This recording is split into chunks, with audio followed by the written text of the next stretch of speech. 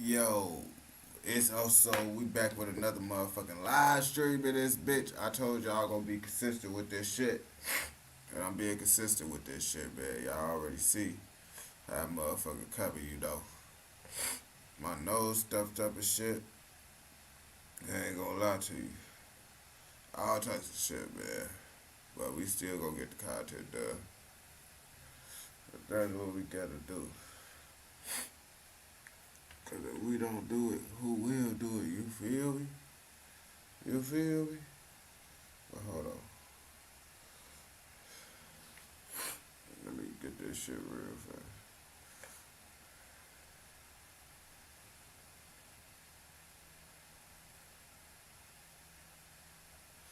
Yo, yo, yo.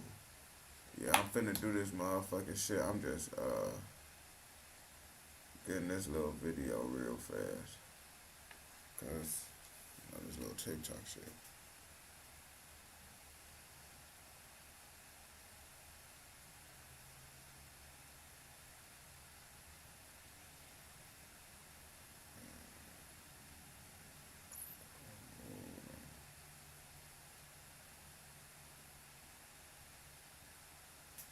I just gotta do this shit. Yo, yo. Just editing this one video. It's only gonna take like 2 seconds. 2 seconds, y'all. 2 seconds. Bitch. Then we finna do.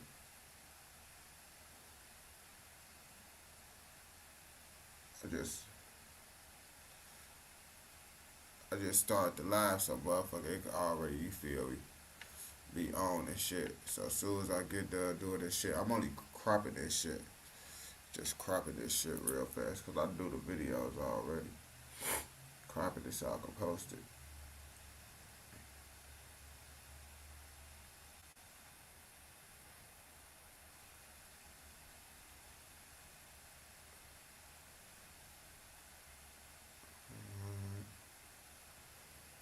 I only go crop 2 videos so we can start the live. I'm only cropping 2 videos. Yo, yo, you from Cleveland? That's what's up. I'm finna start this shit right now though. Cause I'm just posting this shit. Oh, I already posted the video on TikTok. Damn, so, oh, that's Instagram. I just gotta do this. Just gotta post this shit. I'm finna start this shit up. And then I gotta smoke a blunt anyway. Yeah, I know. But I won't start the live stream up while we doing it. Just posting this one video on Instagram. Alright, now that shit posted on Instagram. We don't need that D.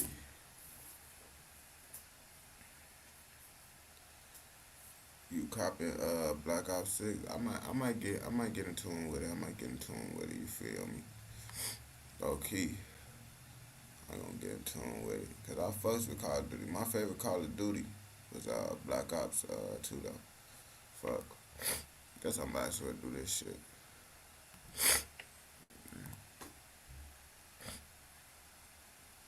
I hate when my nose stuffed up, man. This shit diabolical. This shit fucking.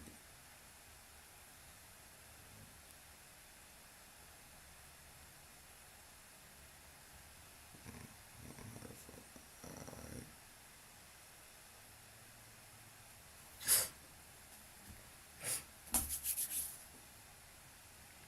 Alright, this video posted.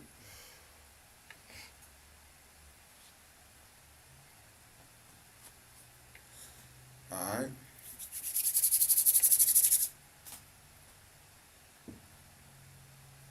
Let me take this gun out of my pocket because I can't have it on live. I don't want to slip out. Set it right here. Okay. So you don't want to see it. I had a crazy ass dream though. Crazy ass dream. I'll tell you that shit after the video though. What the fuck happened to the baby? I don't know. That's why we finna watch this video because they said the baby fell off. I don't really think the baby fell off, but he's not as popping as what he used to be. You feel me? But what led up to the baby falling off and shit? That's what we finna find out in this motherfucking video right here. And it is a couple things I could think of off the top of my head. When he said the age shit and his baby mama shit. Lots of shit happened where the baby. kind of fucked up his career. But we finna get into it and see.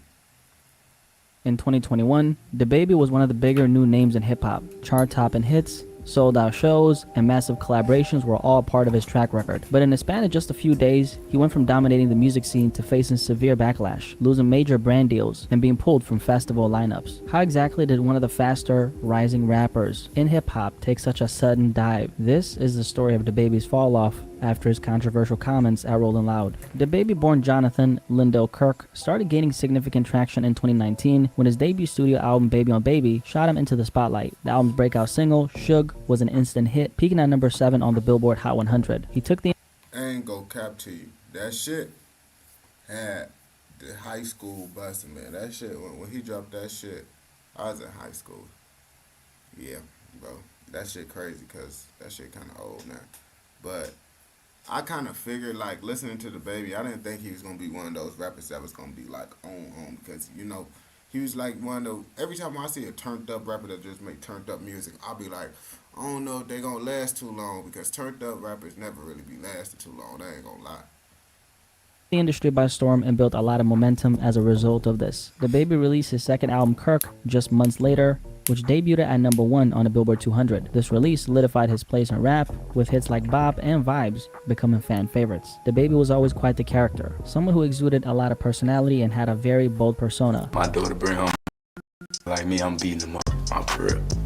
How you doing, sir? Wow. That was part of his appeal. Hip-hop is, after all, a genre that thrives off of braggadocious personalities, and DaBaby was just that. By 2020, DaBaby was on top. He dropped Blame It On Baby, his third studio album, which included Rockstar, a collaboration with Roddy Ricch. Rockstar went on to become one of the biggest hits of 2020, topping the Billboard Hot 100 for 7 weeks and achieving multi-platinum status. I ain't gonna cap, he did switch it up with that. Like he do be switching it up. When he first came up, I didn't thought he was gonna last as long as he did. But he kind of, you know, still lasting. But I think he ain't gonna get no bigger. I feel like DaBaby just gonna be one of those rappers. Like, lots of people gonna peak out, then they just gonna be at their level that they stuck at forever. You're not stuck at a bad level though. Globally. DaBaby was performing at award shows, headlining festivals, and collaborating with major artists. He seemed unstoppable. At this point, DaBaby had collaborations with some of the biggest names in the industry, including Megan Thee Stallion, Post Malone, and Lil Baby. He was a staple at the award shows, and his live performances were highly rated. But just as DaBaby's career reached its peak, it would all start to crumble. By mid-2021, a DaBaby who seemed unstoppable would set off a chain of events that led to his reputation plummeting. The defining moment in DaBaby's fall came on July 25th, 2021, during his performance at the Rolling Loud Festival in Miami. In the middle of his set, DaBaby made a series of controversial and offensive remarks that targeted the LGBTQ community. You didn't show up today with HIV, any of them deadly sexually transmitted diseases that'll make you die in 2-3 weeks, put a cell phone like that up. If you didn't show up with HIV, sexually transmitted diseases that'll make you die in 2 to 3 weeks, then put your cell phone lighter up. DaBaby. You see, folks says, you see, he tripping. Because it's like, gang, you saying that shit, and you don't know shit about it, bro. I don't know shit about it, nigga. I ain't gonna lie to you, but I know you ain't gonna die that fast, man. People was literally living with that shit. But you see, he was really targeting that shit to the LGBTQ shit. That's how they took it as or whatever, right? But you gotta understand, folks, some motherfuckers is born with that shit, you feel me? Like, that shit, some people, that's how it go. So you can't just, like, say everybody who got that shit fucked up and try to talk down on everybody. Because some people was born with that shit. Now you think, how you think those motherfuckers feeling? That you talking down on them and shit, and they was born with the shit. They didn't even have no option to even not get that shit, bro. They off the rip had that shit, gang. So you can't be saying shit like that, you feel me? Because, you know, you don't know how people feel about that. Me personally, I ain't gonna give a fuck. Fuck DaBaby. Fuck he gonna hurt my feelings for. But you feel me? Some people, you feel me? That shit fuck up the brand deals and all that shit though. Cause I ain't gonna cap you talking shit about me and I got that shit. I ain't gonna fuck with you, gang. But you should. But I don't feel no type of way because you feel me. I don't got it, but I know how people, where people coming from in that shit though. DaBaby told the attendees, "Ladies, if your private parts smell like water, put your cell phone lighter up. Fellas, if you ain't sucking DICK in the parking lot, put your cell phone lighter up. The comments quickly went viral, sparking outrage across social media platforms. Social media exploded with criticism, and what seemed to be the entire world quickly began calling out DaBaby for his comments. It wasn't entirely his own fans though, as the majority of the criticism and noise came from the LGBT community. After facing initial backlash for his comments on Rolling Loud, DaBaby posted a series of videos and statements on social media where he appeared to double down on his remarks. What me and my fans do at the live show, it don't concern you niggas on the internet or you bitter bitches on the internet. It's not y'all business.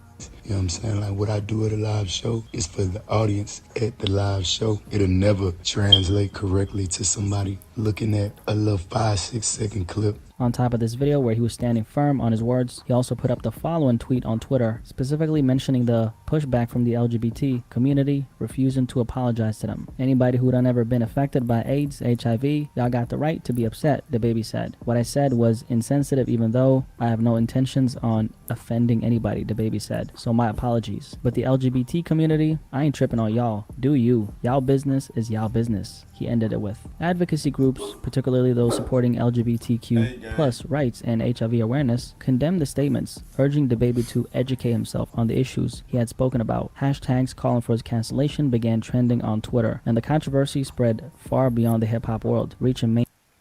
I ain't gonna cap, gang. This cancel culture be pissing me off. Fuck is y'all, like, bro, y'all don't got shit else better to do but then try to cancel motherfuckers. Like, bro, imagine you, like, you feel me, built your name up, did all this shit to build your name up, and some motherfuckers try to cancel you because they don't like what the fuck you said or how you think. Now, all them motherfuckers that's canceling motherfuckers, if they was just at that position, they wouldn't want no one to cancel them because they beliefs and how they think. But since they don't got shit else better to do, they want to focus on trying to cancel motherfuckers. Get your life together, Brody. Get your life together. If you don't like what the fuck they saying, just don't listen to them. That's how it should be, bro. Just because you don't like it doesn't mean you got to get them canceled, bro. Because believe it or not, lots of people agree with them too. Lots of people disagree. It's about how you feel. But to say your opinion matter more than the other motherfuckers' opinions, nah, bro. That's just what it is, bro. Y'all can't be so sensitive about this shit. You sensitive pussy floats. Mainstream media outlets. Aside from fans and people in general, some of his fellow artists also expressed disappointment and anger over his comments, which were widely condemned as insensitive and harmful. Major media outlets picked up the story, and the backlash grew rapidly. What was initially just a moment on stage soon became a full-blown public relations disaster for DaBaby. English-Albanian singer and songwriter Dua Lipa, who had recently collaborated with him on a remix of her hit song, Levitating, publicly distanced herself from him. She expressed her disappointment and support for the communities that were hurt by his comments. Elton John, a longtime advocate for HIV/AIDS awareness, also weighed in, criticizing the rapper's remarks by promoting education on the subject. What started as an isolated moment during a festival performance quickly snowballed into a major crisis for DaBaby, one that would have immediate and long-lasting consequences for his career. Now, the backlash wasn't. Hell yeah, bro. That shit they do get on your head. Yo, what's the word? Oh, y'all didn't have the comment thing up. Now I can see it. But, yeah, you can't say certain shit. Like, you know, when I first started TikTok and shit, motherfucker, I made a post saying, no one don't got a problem with the LGBTQ community. Just don't force the shit. They got mad at me. And they said some things to piss me off. And then I got mad at them. Said some more things to make them even more mad. But the point is, you can't win against that community. You can't. No matter what they say, no matter how disrespectful they get, you try to argue with that community, bro. You're gonna lose. You're gonna lose, bro. I don't even speak on that type of shit. I said too much. I already even sent my input on this shit right now. But, you feel me?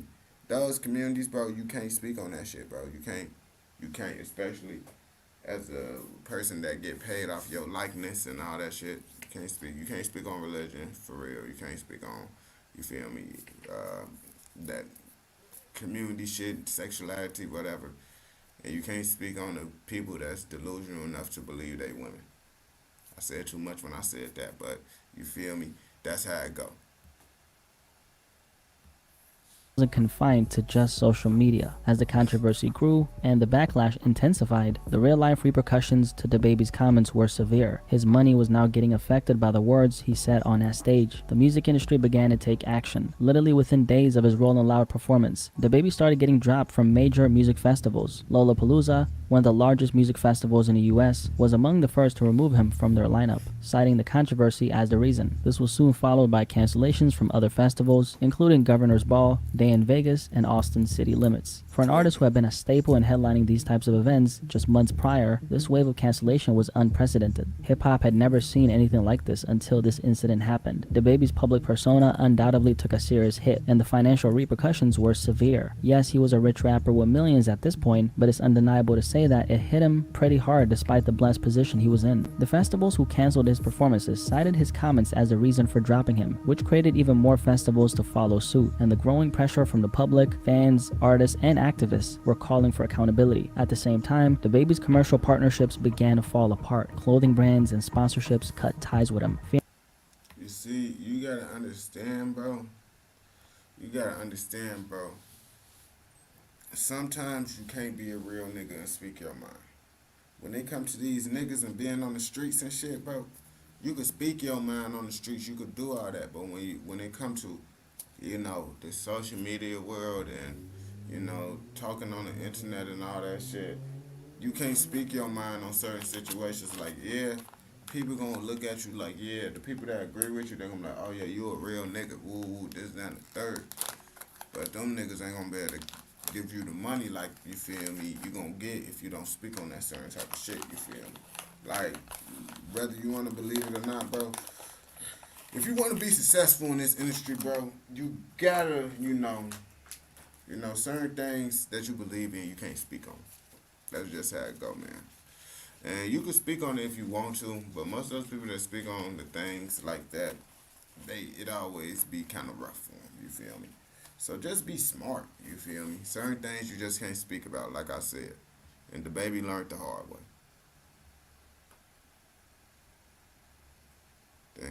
Fearing the negative associations from the controversy, UK fashion brand Boohooman that had partnered with DaBaby on a clothing line earlier in 2021 was one of the companies that severed ties, fearing the backlash would negatively affect the reputation of their brand. In a public statement, the company condemned his comments and confirmed they would no longer work with him, stating, "We do not tolerate hate speech or discrimination in any form." Burger King also had a collaboration in the works with DaBaby during that time, but they ended up dropping him for the partnership after the controversy, as stated by DaBaby himself. I don't even know if I'm supposed to speak on this, but whatever. I had my own meal at Burger King. A lot of people don't know that. It was called the Jonathan Kirk meal. They wanted to use my name. Several radio stations, particularly in larger markets, reduced or completely stopped playing DaBaby's music. In addition, some major streaming platforms such as Spotify and Apple Music reportedly removed his songs from prominent playlists, further reducing his ability and reach in the wake of the controversy. His life at this point simply had turned upside down, and all this had happened in the span of a single week. By early August 2021, DaBaby's career was in freefall. After some deep reflection, this is when he attempted to respond with a series of statements on social media, apologizing. DaBaby was expressing his regret for his comments and acknowledged the pain his words caused and indicated that he was willing to educate himself. The shift from defiance to apology hinted at some level of emotional processing as he came to terms with the widespread condemnation he faced. Social media moves so fast that people want to demolish you before you even have the opportunity to grow, educate, and learn from your mistakes. As a man who has had to make his own way from very difficult circumstances, having people I know publicly working against me, knowing that what I needed was education on these topics and guidance, has been challenging, DaBaby said. I appreciate the many people who came to me with kindness, who reached out to me privately to offer wisdom, education, and resources. That's what I needed, and it was received. I want to apologize to the LGBTQ plus community for the hurtful and triggering comments. Again, I apologize. I ain't gonna lie to you, man. He sound like me when I fucking made my statement, telling him, like, yeah, I just didn't. Yeah, okay, bro. Yes. I ain't gonna cap to you, bro. That's how it go, bro. Sometimes you just gotta educate yourself because you really don't know what they going through, bro.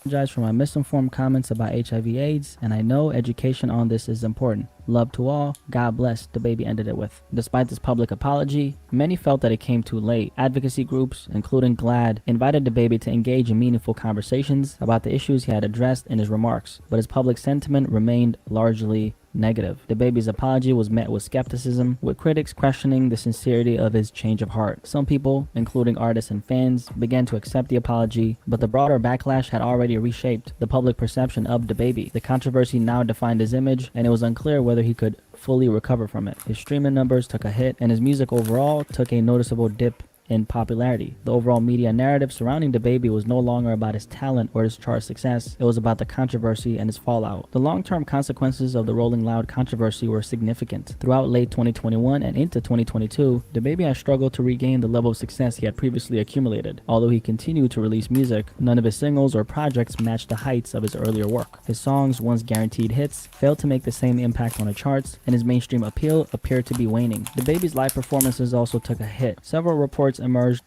I ain't gonna cap to you, man. I feel like that shit was gonna happen eventually, regardless whether he got canceled or not. Cause think about it, every artist damn near go through that shit. Like they used to be popping, getting all these numbers, now they ain't getting the shit that they used to. That shit just gonna happen eventually. I feel that shit just happen sooner for the baby because the baby wants to be the baby and do that shit. Of canceled shows due to low ticket sales, a stark contrast to the packed venues he had headlined just months prior. This marked a major shift in his trajectory. Once a festival headliner and sought-after performer, the baby was now facing a significant decline in demand. By 2023, the effects of the controversy were still evident. While the baby retained a loyal core fan base, his mainstream success had clearly taken a hit. Collaborations with other major artists became less frequent, and his ability to draw larger audiences to shows diminished. Although DaBaby remained and still remains active in the music industry, the Rolling Loud incident continued to cast a shadow over his career, with some wondering if he could ever fully recover from the backlash. DaBaby's fall from grace was one of the most dramatic in recent hip-hop history. In just a matter of weeks, the rapper went from dominating the charts and headlining festivals, to his music losing popularity, to being shunned by the music industry, and facing a massive public wave of backlash. His comments at Rolling Loud in 2021 triggered a chain reaction of events that would fundamentally alter his career trajectory. Aside from the Rolling Loud comments, which severely affected his money and reputation in the ways we discussed, DaBaby also had some other moments that didn't really help his case, one of them being his sudden decline in album sales. In April of 2020, DaBaby released Blame It On Baby, his biggest album to date, which dropped at the height of his success. The album debuted at number 1 on the Billboard 200 chart, selling 124,000 equivalent album units in its first week. This included streaming figures, with the album generating 158 million on-demand streams, which were phenomenal numbers. The album's strong sales were boosted by the success of its lead single, Rockstar, featuring Roddy Ricch, which was one of the biggest songs of 2020, and it helped drive the album's commercial performance overall. Fast forward 2 years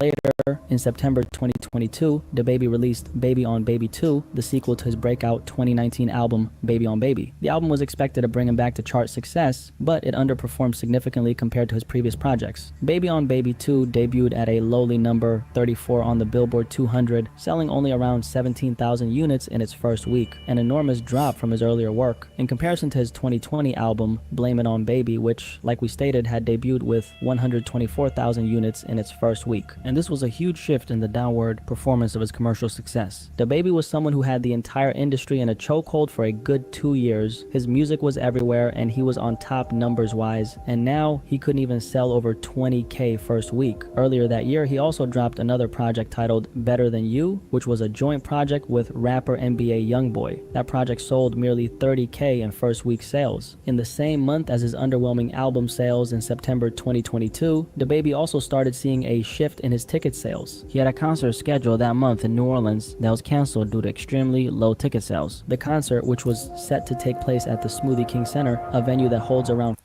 But like I said, y'all, I tell y'all this shit, bro. Name one rapper that ain't go through this. Like, y'all making it seem like this shit wasn't gonna happen if he didn't do what the shit that he did. It's gonna happen eventually. It happened to every rapper. And I guarantee he could get himself back on, too. He just gotta just get back in tune with the world on gang.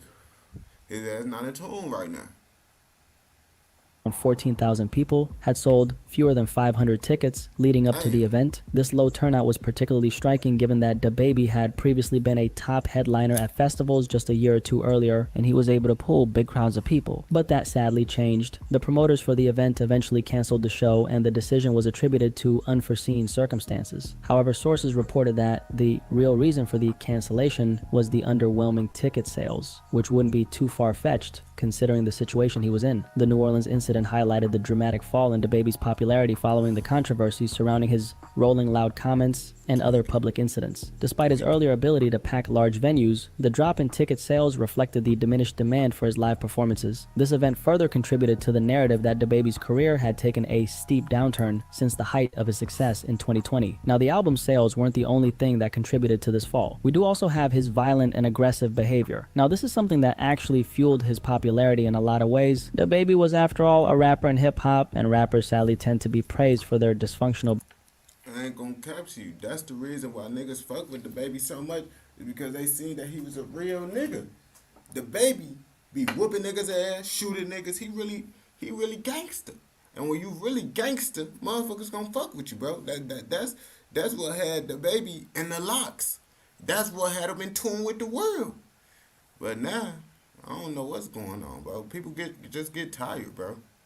On game, people just get tired. Behavior in the genre. It was no different for Jonathan Kirk. Even though his behavior helped him gain popularity in the beginning, it did in the end contribute to the narrative that DaBaby was delivering more actual hits than musical hits. Let's go over some of those incidents, starting with the Walmart shooting. In November 2018, DaBaby was involved in a deadly shooting at a Walmart in Huntersville, North Carolina. The incident began when DaBaby, whose real name is Jonathan Kirk, was shopping with his then girlfriend and their children. An altercation broke out between DaBaby and two men, leading to a physical confrontation. According to reports, the situation escalated quickly and DaBaby shot 19-year-old Jalen Craig. DaBaby claimed self-defense, stating that Craig and his friend were attempting to rob him and that he feared for his life. Video footage of the incident later surfaced. Though it did not capture the entire encounter, the court decided that DaBaby was in fact defending himself. He was initially charged with carrying a concealed weapon, but not with the shooting itself, as authorities accepted his claim of self-defense. He was sentenced to a year of unsupervised probation for... You see? So now you know, bro, you could have a weapon and not own it, and still win self-defense. You feel me? Because self-defense still self-defense. Now, what you use with that shit to get the self-defense, you feel me? You might get charged with that if you're not supposed to have it. But yeah, you can get self-defense with a pipe that's not legal. For the weapons charge. While the legal consequences were minimal, the shooting attracted significant media attention, with many questioning the circumstances surrounding it. After DaBaby blew up in the mainstream, this was one of the main stories he was involved in that highlighted his aggressive behavior, adding to the list of controversies that have affected his public image. We also have the brutal beatdown in the LV store in 2019. In 2019, DaBaby was involved in an altercation at a Louis Vuitton store in Charlotte, North Carolina, with a local rapper named Cam Coldheart. The incident was caught on video and widely shared on social media. The footage showed a confrontation between DaBaby and Cam Coldheart, during which Coldheart repeatedly taunted DaBaby. Get away! You scary ass niggas. Get away! Them police get away! Moments later, well, DaBaby beat Cam Coldheart in the LV store so badly he left him with no pants on the floor. Punk Cam Coldheart! Punk Cam Coldheart! I'm the truth, nigga. Knock them out. Me. Dolo. This beatdown, for better or worse, boosted his street credibility and aligned DaBaby with the tough, aggressive persona that often appeals to rap audiences. The incident reinforced his reputation as someone who could handle confrontation, which is a quality that we all know can elevate a rapper's image in a genre where toughness and authenticity are often prized. The next violent altercation involving DaBaby after the LV store incident occurred in March 2020 was when he slapped a female fan at a concert in Tampa, Florida. The incident happened as DaBaby was making his way through a crowd to the stage. A woman in the audience got too close with her phone, using the flash in his face. In response, DaBaby slapped the woman with all of his manpower. This incident sparked significant outrage with fans and critics. And I ain't gonna go cap. Folks' ass was tweaking with that shit just because it's like, bro, you doing an event, motherfucker gonna have your flash and shit on, bro. If you don't like that shit, bro, don't do no shit like that, gang. Like, you can't be out here motherfucking slapping motherfuckers because they got flash in your face. That's what come with being a celebrity, a famous rapper, doing events and concerts and shit. If you can't handle that shit, motherfucker, don't do it. What the fuck? That's all you gotta do, gang. All that other shit, bro, you don't gotta do. condemning his actions. He later issued an apology claiming he did not know it was a woman due to the flash and stating that his reaction was reflexive. Despite his apology, the incident added to his growing reputation for violent behavior and sparked further controversy surrounding his public persona. The violence continued, and in 2020 there was another incident that occurred in Miami where DaBaby and his crew allegedly attacked a concert promoter. It happened in January 2020, and the altercation was reportedly over a payment dispute. The promoter, who filed a $6 million lawsuit, claimed that DaBaby and his associates had beaten and robbed him. In addition to failing to show for an event he paid him $20,000 to host. He also claimed that DaBaby and his crew stole his phone, money, and debit card. In the end, he won the lawsuit as the court deemed this case as a celebrity cash grab. Now, the violence, sadly enough, didn't stop here, and in February 2022, DaBaby got into a physical altercation with Brandon Bills, the brother of singer Danny Lay, his then girlfriend, at a bowling alley in Los Angeles. Video footage of the incident shows DaBaby and his entourage attacking Bills on the slippery bowling lane, with punches being thrown and Bills eventually being knocked down. This fight, which stemmed from the public fallout between DaBaby and Danny, was caught on camera and quickly went viral. Her brother gotta be nominated Goofy of the fucking year, bro. How the fuck you going trying to talk all crazy, running up on a motherfucker and get your ass beat? And then you try to sue. This nigga get his ass beat and try to sue. Like he wasn't the motherfucker acting tough talk about, yeah, I'm finna fuck him up. Niggas is goofy. I ain't gonna cap to you. I know she mad as hell. That's her brother. Her brother is a goofy. Adding to DaBaby's ongoing string of public altercations. The next violent encounter after DaBaby's February 2022 altercation with Brandon Bills at the bowling alley occurred in April 2022. DaBaby was involved in a shooting incident at his property in Troutman, North Carolina. According to reports, DaBaby shot a man who had trespassed on his property. The man sustained non-life-threatening injuries and was treated at a hospital. DaBaby admitted to being the one who pulled the trigger, and authorities confirmed that he acted in self-defense as the trespasser had entered his property unlawfully.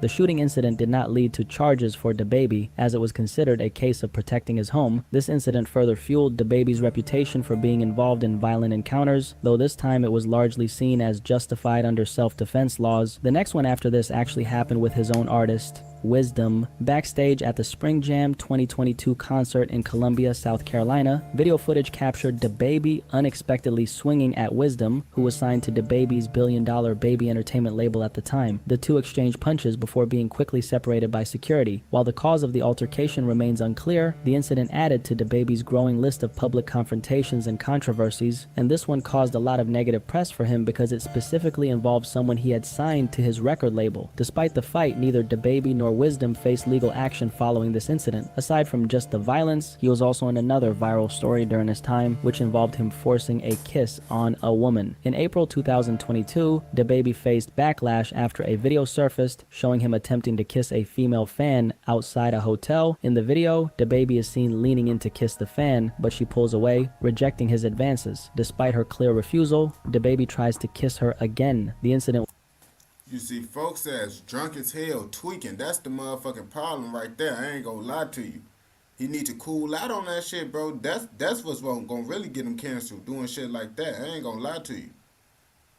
Was captured by someone in the crowd, and the video quickly went viral on social media. As you can clearly see, DaBaby's career was full of PR disasters way before the Rolling Loud incident. This is one of the many reasons why his name started to lose power during the height of his success. Everything he did was clouded with continuous controversy, and I think people, even his own fans, just had enough of it. On top of this, a lot of people felt like he also wasn't improving music-wise, the biggest criticism being regarding his flow. DaBaby does have a pretty one-sided flow, which is ironically the same flow that made him popping. As for how DaBaby handled his sudden decline in fame and popularity, his approach overall was a mix of resistance, regret, and him coming to terms with the situation he was in. Following the fallout from his Rolling Loud comments and multiple controversies, DaBaby, like we showed, had a lot of tone-deaf responses. He doubled down on social media after facing backlash, often dismissing critics and refusing to acknowledge the severity of the public's response. This didn't last for long, however, as the consequences of his actions became more apparent, being dropped from major festivals festivals, losing brand partnerships, and seeing a decline in music sales, reality eventually hit him in the face. He issued more formal apologies, particularly addressing the LGBTQ+ community and those hurt by his comments. These apologies were viewed as him trying to control the damage that was done to his career. Although DaBaby during this time did remain active musically, his music just didn't have the same commercial success as his earlier work. His album sales and streaming numbers saw noticeable drops, which reflected his diminished mainstream appeal. He's also faced struggles with live performances, such as the widely reported New Orleans concert in 2022, where fewer than 500 tickets were sold. Overall, DaBaby attempts to recapture his level of popularity and fame was eventually met with silence. He lost the support of the general public, radio stations, streaming services, and the big budget his record label once dumped on him, so the industry support he was used to having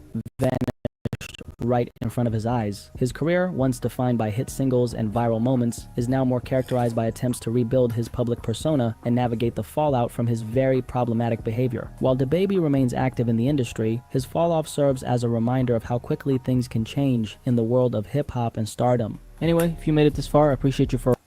Hell yeah. That's why you gotta watch what the fuck you be saying, gang. If you don't watch what you be saying, belt, belt, belt, belt, belt, belt, belt, belt, belt, belt, belt, belt. That's what the fuck happened, man. That's why you gotta, you know, play your part right. Do certain things how you supposed to. Some motherfuckers won't put belt your ass on you. On game. If you don't fuck with this video, I mean, I know you fuck with this video. So go ahead and go fuck with another motherfucking video.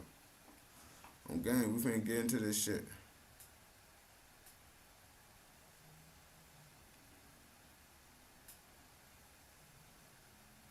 Alright, hold on, let's see. Okay.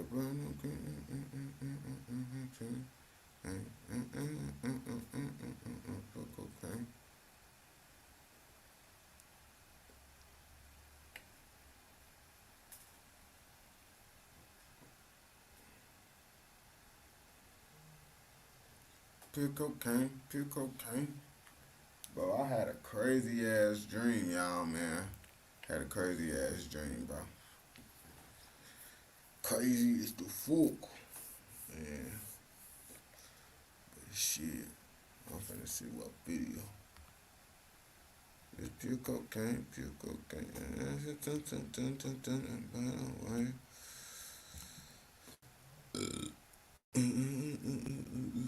Pure cocaine.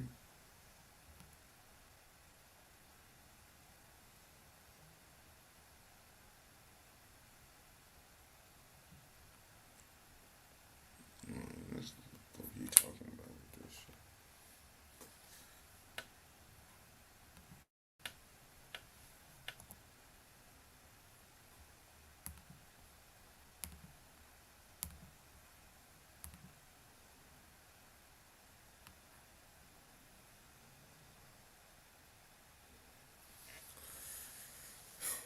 The truth about UK rappers. Now, I don't know what the fuck the truth is, but this YouTuber right here apparently know the truth about UK rappers, you feel me, that we need to talk about. Now, that's all I really can say about this shit. I know lots of motherfuckers don't take UK rappers serious. I ain't gonna lie to you, that's the truth right there. But let's see what's else the truth to it. And you know the UK people, if it is UK motherfuckers, I know y'all take y'all rappers serious, you feel me? But it's just Americans, we don't, because, you know, y'all just sound funny on game. Let's go. And looks could be deceiving. I can't stand listening to from London rap. Pop, chop, did it pop, pop, pop. When it come, and it cop, when it cop, cop. And it go, did it throw, and it hop, hop. And it did it hop, That sounds ridiculous. There's nothing macho to me about, listen here, bloke. About give me more money. Oh, that boy blow side. Ole, ole, ole, ole. Nah, gang, but you do gotta understand too that just because they talk like Geechees and shit don't mean, you feel me, like they won't get on your ass, you feel me, because that's just how they talk about it. That's just where they from, you feel me, so they gonna be a certain type of way. That's just what it is, bro, but that's how motherfuckers get fucked up, thinking motherfuckers goofy because how they talk and how they look just because they grow up in a different area, so of course they gonna talk differently and look differently and shit, but it still don't change the fact that they could be about it. Of course they don't got, you know, the gangster stuff that we got to deal with because they just run around with knives and shit, but they still got to deal with shit.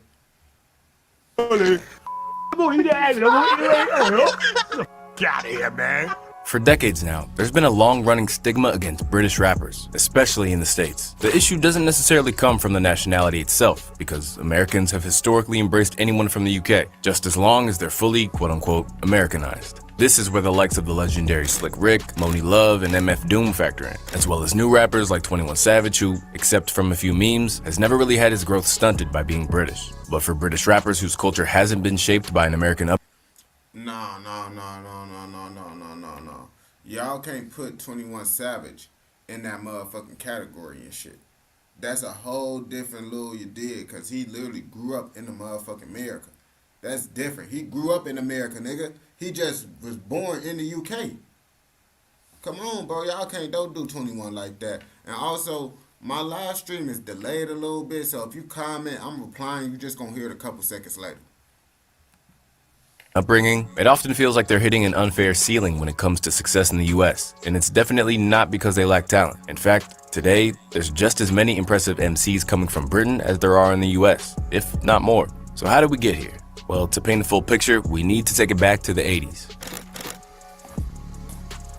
Back in the day, the biggest ambassador of UK rap wasn't actually an MC himself. Instead, it was a DJ who had risen up through the ranks to become an unlikely and ill-fitting mainstream representative of the British scene. Debuting in the early 80s, Tim Westwood was one of the first to play hip-hop on sound systems and pirate radio. He'd then be given his own show on Kiss and Capital Radio before landing his primetime show on BBC Radio 1. This eventually led to CD compilations bearing his name while being distributed in major British supermarkets, and even hosting the regrettable UK version of Pimp My Ride. But Bro, I never heard of him.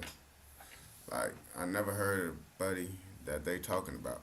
The only motherfuckers I know from the UK is Canada the UK? Is Canada the UK? No, Canada is Canada, ain't it? I don't know, man. I don't know. Because ain't Drake Canadian or he from the UK? He from Canada. I know Central C. That nigga from the UK. But thanks to his spot as the host of UK's top radio show, Tim Westwood became the go-to guy for any US rapper visiting the UK. Whether they were promoting new music or dropping a freestyle, Tim's show was the place to be. At times, this created gold, with rappers delivering some of their best 16s. But in the process, Westwood's presence also created plenty of cringe-inducing moments that, due to his international platform on YouTube, haven't really helped the cause. Despite sounding like he was from the British trenches, Westwood was actually straight out of Lowestoft and the son of Bill, the late Bishop of Peterborough. Basically, he couldn't have come from a posher neighborhood, but he clearly bought into the image that he was a real street sweeper. And at times, his behavior got really embarrassing, like when he had a very public meltdown after having his record stolen at a show. On live radio that was broadcasted across the nation, he proceeded to threaten the man who had stole his quote-unquote joints, as though this skinny white dude was intimidating. Now, if you know this dude, this is your opportunity to help him out. Go cop those joints, phone the station, we'll tidy this up, and that's all it will be. Because we've got a fast car waiting upstairs now, because we are ready to drive back to Sheffield tonight to handle this. Because I want my joints back, baby. I'm going to be listening to 50 Cent all the way. By the time I get into that place, I'm going to be ready to ask for my joints back. Bro, corny as hell. His ass lame as hell. No one is not gonna take. Gang, you sound like a goofy, bro. Hold on. Folks says literally said, I'm gonna be listening to 50 Cent all the way there. So he gonna be ready to ask for his joint back because that 50 Cent. Get your goof ass on, bro. That's like someone talking about, man, I'm gonna be listening to Bloodhound Lil Jeff the whole time before I see you, so I'm gonna be ready to knock you out. Bro, come on, bro. What the fuck? So a rapper got you gassed up, bro. Gang, ask for my... And he said ask for it back. He didn't even say take it back. He gonna ask for it back. Goofy. While it was hard to believe he was ever taken seriously, Westwood truly was an ambassador for UK rap for a long time. And for what it's worth, he seemed to genuinely love the culture. Still, his position didn't come without its hurdles. For a start, there was his pronounced quote-unquote black scent that's been critiqued over the years. And as the representative of hip-hop in the UK, him basically mimicking an entire culture didn't help matters. You being very prominent in the UK scene and you present yourself in a certain type of way, you hear people criticizing the way you talk. The way you talk, my brother, it's like, I live this, man. Right. This is me, man. This is what I do. I'm a friggin' hip-hop DJ. How am I meant to talk? How am I meant to rip down a club? Am I meant to sound like anything different? I can't apologize for being... No, he is was right, but in a way, bro, you not from the trenches at all. They said you grew up inside a wonderful neighborhood, bro, on gang. But he is making a point, because you got to think about it. If he want to appeal to, you know, this type of community, he can't be talking like, you feel me, that he a DJ, so he got to be, you feel me, be that way to get the crowd pumped up, you feel me? So I understand where he coming from and what he's saying in that shit, you feel me? Wife, cop. It's hard to believe, but 2024 is already coming to an end. Feels like just yesterday, Ice Spice was dominating the charts. Like That was the talk of the internet, and Diddy was still known as Love. But as we're already gearing up for the holiday season, it might be the perfect time to step your cooking game up, and that's where our sponsors Cook Unity come in. Cook Unity is the first chef-to-consumer platform delivering freshly prepared restaurant. They've got you cooking or extra. It's not going to break the bank. Of meals with over 7 new batch of meals, Berry Pepper Filet Garcia, and sustain. And they even have. So what do you order or use my to-do list for you? So click the link below and use my code Madness50 to get 50% off your first order and cruise into the new year less stressed and eating good. There you go. Enjoy. I can't apologize for being white. Can't. However, these days, Tim is no longer a factor, and in 2022, he was accused of predatory behavior by 10 black women, with some insiders claiming this fate was overdue. Still, the fact remains that for many years, Tim Westwood was one of the first names that came to mind. Most they ass, bro. Most they ass. It's some fucking freakazoids. Some fucking freakazoids. Like, I ain't gonna cap to you, man. I don't put it past none of these famous motherfuckers, bro. I ain't gonna cap to you. And I feel like that's what come with being super rich and famous, bro. Doing weird ass shit. That's why I ain't trying to be super rich and famous. I'm just trying to be rich and famous, not super. Cause once you get up there, bro, that's when weird shit happen. I ain't gonna turn weird. They be trying to, you know, put stuff in your drink, make you go crazy and shit. If y'all ever catch, if it's ever some weird shit once I get on, bro, just know they drugged me, bro. Just know they drugged me. They put something in my drink, gang. On game. And when less informed US rap fans thought about the UK scene. An over-the-top parody of British suburban kids who loved hip-hop, Ali G's comedic take on British rap reached a huge audience around the world, and over time, it even resulted in his own motion picture in 2003, just around the same time that legitimate MCs like Jest, Usman, Kalashnikov, and others started to take off in the underground rap scene. It was always widely rumored that Westwood was the inspiration for this fictional character, with a piece from the Globe and Mail in 2002 detailing that the character was a white affluent Jewish kid imitating a lower middle-class white suburban kid imitating a black Caribbean immigrant kid. But rather than being done in an uncalculated way, the comedian who played Ali G, Sacha Baron Cohen, explained that his satire of the character was supposed to be well-meaning. After all, before he was a comedian, he was just a left-wing public school boy whose college thesis, The Black-Jewish Alliance, A Case of Mistaken Identity, argued that the black and Jewish communities should culturally band together. Still, just like Tim Westwood, Ali G cast a large shadow over UK hip-hop. Now, if these were just isolated incidents, the UK rap scene might have had a chance to move past the lingering effects of being mocked. But even today, UK rap is still heavily clowned, and to make matters worse, this mockery often goes viral. For example, take a look at comedian Michael Dappa's career, most notably Big Shaq, one of an array of characters that he became known for. Dappa took off with the reveal of Man's Not Hot, a parody of roadman culture that garnered over 400 million views on YouTube alone. To put it into perspective, that's more views than any other UK rap song has ever. He's a comedian? He's a comedian? Now look, the crazy part about it, bro, I think just like, I thought he was dead serious because that's just UK rappers. I thought he just being a UK rapper, that's what they take serious out there. That shit was a joke? Damn. So motherfuckers just automatically assume y'all a joke, bro. So motherfuckers see some joke ass shit, they being dead serious because motherfuckers see the UK as a joke. I ain't gonna lie to you. Ever received on YouTube. The problem, though, was that people weren't sure if it was meant to be taken seriously or if it was a joke. In fact, many even hoped it was legit. His name is Big Shaq, and I'm upset because I thought Big Shaq was an actual rapper.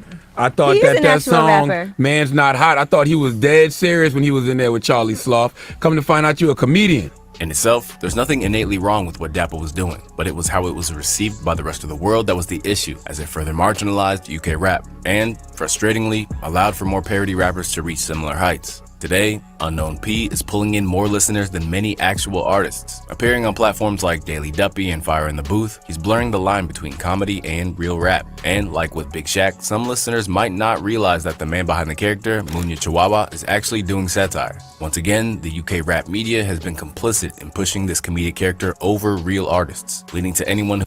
Bro, folks ass look like a funny ass nigga, bro. He look like his ass just be telling jokes all day. And then they said his name Chihuahua. Gang, why your name Chihuahua? Now, if that's your actual name, bro, I'm sorry for asking why your name Chihuahua, bro. It's just kind of funny, bro. Your ass kind of look like a chupacabra, though. A El Pacador. I don't even know what the fuck I said. It's just some bushy ass eyebrows, bro. On gang, I don't know what the fuck. His eyebrows damn near the same as his beard, bro. What the fuck? who was just getting into the scene to potentially mistake this is real. You say you're the first UK posh drill rapper. What ends do you actually claim though? So I am from the clarting capital of the country, Surrey. I don't know if you've ever heard my Fire in the Booth. There's a line in there, I'm from Surrey, where me and the man dem always go hunting and the gal dem are thick, like Theresa May on real big bunting. Then there's Drake, who unfortunately has regularly fallen into the habit of using the UK as his personal playground, even cringely adopting the accent on tracks like Only You with Heady One. And although his attempts to showcase UK rap on 2017's More Life seemed to come from a genuine appreciation of the culture, it didn't really resonate with US listeners, with many labeling the project as his worst. So what exactly is the state of UK rap in 2024? Well, unfortunately, it continues to be people who aren't true representatives of the rich culture that bubble to the top. For example, the fact that a YouTuber like KSI is one of the few UK rappers to ever chart on the US Billboard doesn't exactly help. Over the course of his music career, he's featured with Rick Ross, Lil Baby, Polo G, and others. And by 2021, he even teamed up with Lil Wayne for Lose, landing. It's crazy, gang. I never knew that KSI was from the UK. Well, also at the same time, too, I don't really, the type of YouTube content I watch is very different from the content I react to. It's just the YouTube content I like to watch, y'all not gonna like, so I can't react to it, sadly. You feel me? And them puss ass niggas like to copyright me when I react to that shit, so fuck you on game. Ending him his first Billboard chart position at number 86. Now, that might not seem impressive, but it's a lot more than many high-caliber British MCs have managed to muster up, even with the help of major labels. If a genuine MC could have amassed that sort of who's who of collaborators, it might propel them into a whole new lane, but instead it was a rapper who just saw music as a side hustle and couldn't shake the YouTube rapper tagline. Now, after a prolonged spell of pursuing other things, KSI is regrettably back to rhyming, and it seems the internet has finally had enough. Given all the hate KSI is getting right now, it's pretty clear how he contributed to setting back the perception of the UK rap scene in the eyes of some Americans. However, even if KSI's music was good, there are still major obstacles to overcome, and this is where we need to touch on the British accent. For context, the UK isn't even unified when it comes to accents. Within Britain, certainly accents carry their own stigma, creating an ingrained social issue that still needs to be tackled today. Within the UK, there's a huge variety of linguistic nuances. For instance, the slang in Liverpool or Manchester is completely different from the lingo you'd hear in London. Plus, London itself is so culturally diverse that dialects and accents can vary a lot within London. So, it's no surprise that some UK artists found it easier to ditch their accents altogether, with hopes of being accepted in the US. British artists are thankfully far past the point where they're trying to emulate American accents. But the problem is that those on the other side of the Atlantic still can't deal with it. There is something about UK rap for me that is like so jolty. It's like they haven't paved the roads. I couldn't get past the accent. That's not how they talk though. They use proper English. Proper English is not how you speak to me. You could put this down to just ignorance, but many Americans ultimately don't care to see the layers and just amalgamate it all under one umbrella of British. Looks like we have another British person visiting America. These guys are so hard to understand. Oi bro, you're looking very dishy today. Thanks. You have... Look, he got their teeth. Look at the teeth. Gang, he trying to say them UK motherfuckers be having fucked up teeth. Nah, I'm gonna say, they ass got fucked up teeth. His ass just stereotyping them. I ain't gonna lie to you. This shit diabolical. They do have fucked up teeth sometimes. Have some in the Caribbean Park. Need a key to the loo.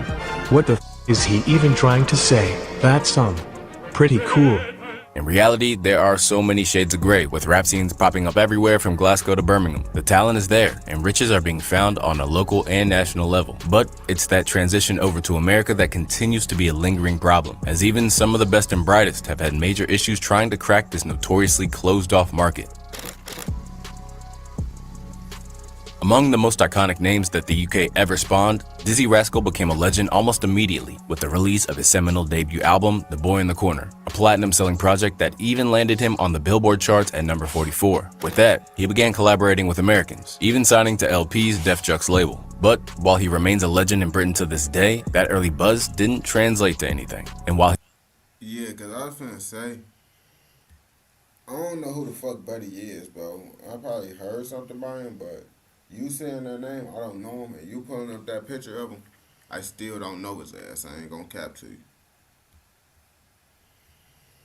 he became a major influence for stateside rappers like Danny Brown, the momentum in the US came to a standstill. Annoyingly, this would become a recurring trend for UK artists, with early buzz in the US never translating to a long-lasting career. Tiny Tempo was momentarily a huge star, even getting a chance to work with people like Kelly Rowland and Snoop Dogg. However, his quick fade into obscurity after Written in the Stars peaked at number 12 on the Hot 100 didn't do much to convince US consumers or labels that British MCs are worth investing in for the long haul. Then there's Kano, a veritable legend in the UK who even got a Hove cosign. But unfortunately, he released the worst music of his career while trying to break America, leading to him sounding like a half-baked parody of an 808s and Heartbreak era Kanye West on Rock and Roll. No further progress was made, and he's more likely to be recognizable to Americans as Sonny from Top Boy. Then there's Chipmunk. After 2009's I Am Chipmunk made him a star in the UK, he continued on his grind to the point that T.I. signed him to his Grand Hustle imprint. In 2012, he looked to launch into the stratosphere with the mixtape London Boy. But despite T.I.'s attempts, London Boy didn't even chart on the UK Top 100, let alone the US one. Since then, he was dropped by T.I. and has been independent ever since. Another artist who made a concerted effort was Stormzy, a London-based MC who's never had an album that didn't go #1 in the UK. As well as 3 other #1 singles as a lead artist, he's a certified legend in his own backyard, but yet again has failed to make a dent in the US. Skepta is another.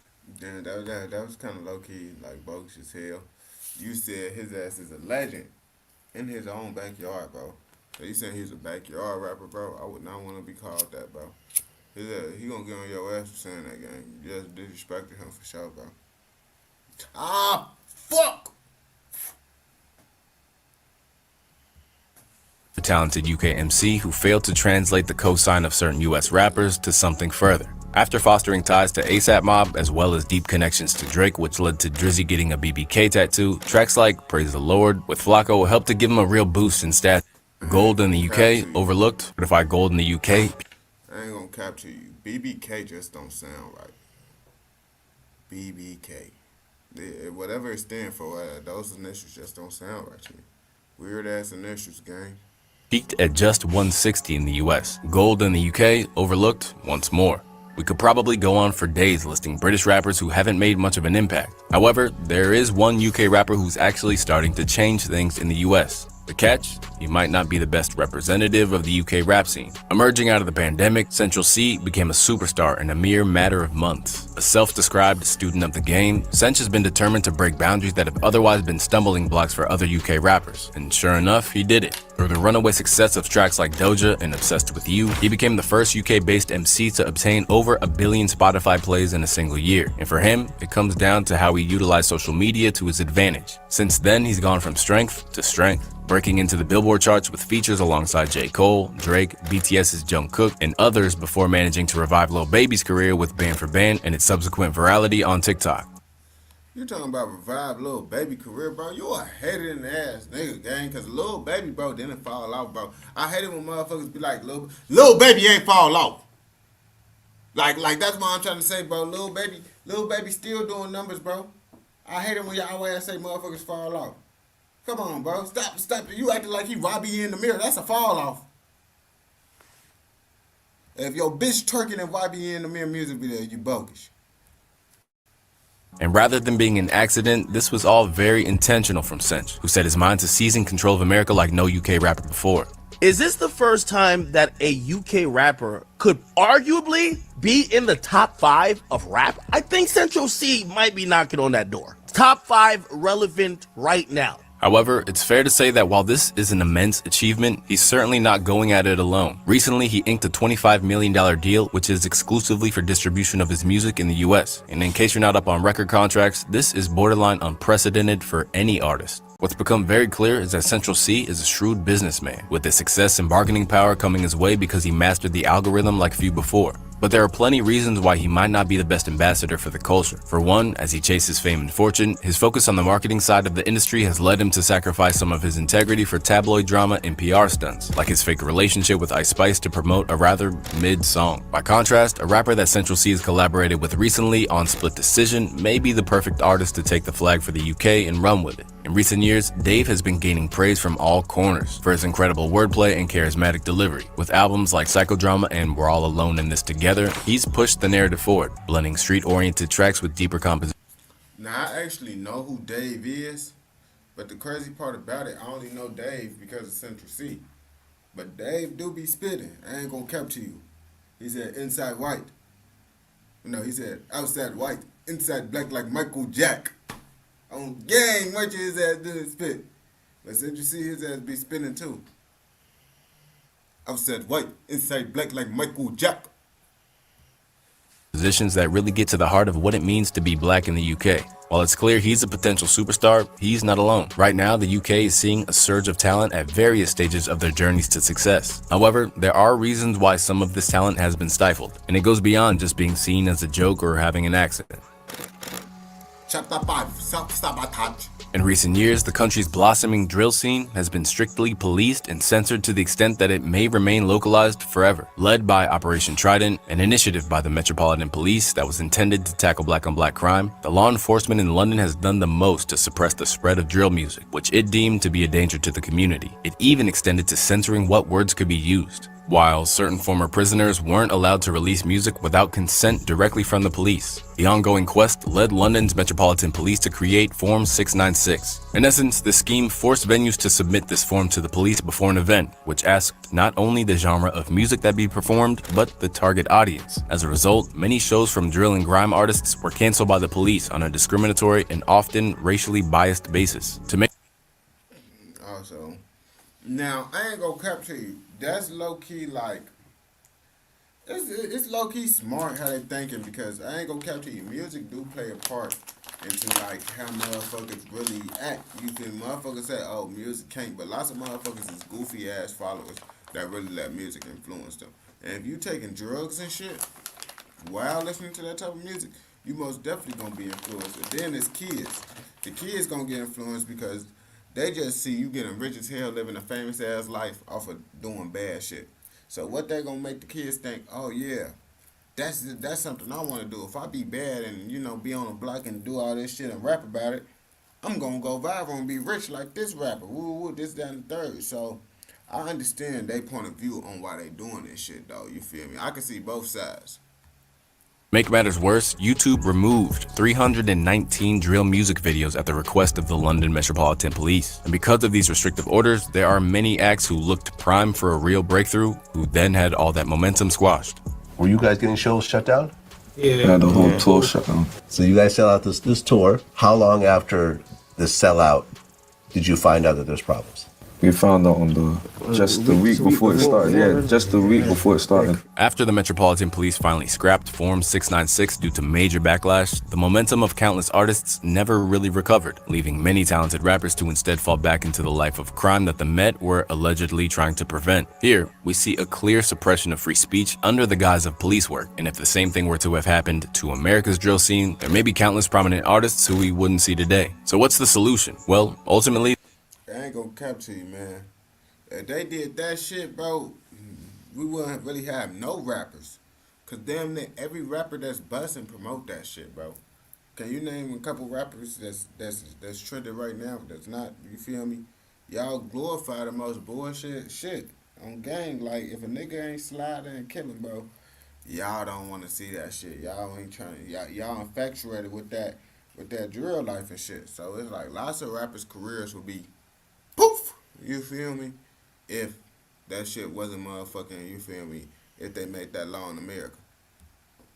The US isn't everything, because much like famous bands from Britain who never broke America, there are plenty of spitters from the UK who are routinely racking up #1 albums in their home nation and other European territories. Ultimately, the US has a superiority complex when it comes to hip-hop, and while Central C's recent invasion of the charts is encouraging, it's not likely going to be a sign of things to come, no matter how hard UK rappers are spitting on a routine basis. That said, there are audiences for people like Little Sims, Nux, Lord Apex, and others in the States. They just won't necessarily be chart toppers, and considering where we were years ago, that's progress in itself. Instead, it serves as a niche market. Beyond that, UK rap is now an entrenched part of culture itself, with hip-hop making up 12.4%.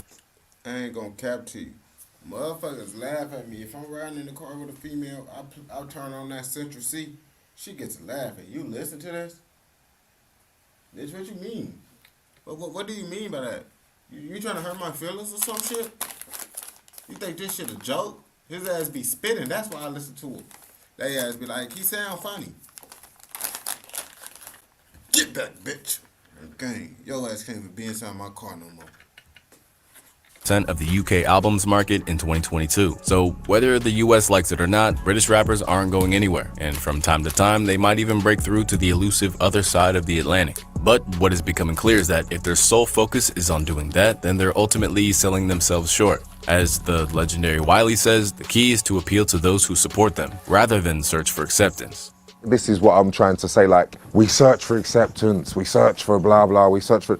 Listen, instead of us worrying like, oh my God, America hear us, the people who can hear you, feed them, speak to them. And if anyone comes in and says, oh, I really like that, then it's a bonus.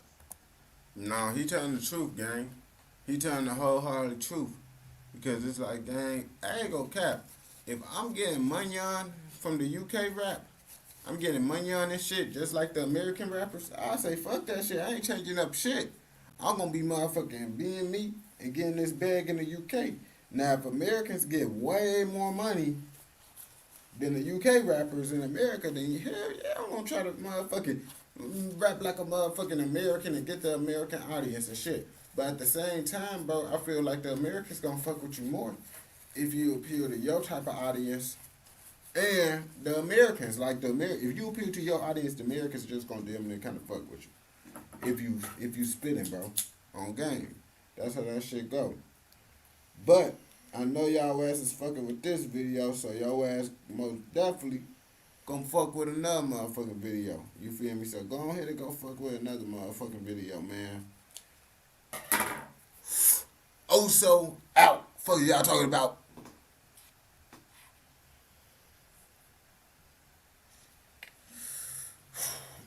I'm finna hop off this bitch in a second. That manyan. Oh shit. That manyan. That manyan.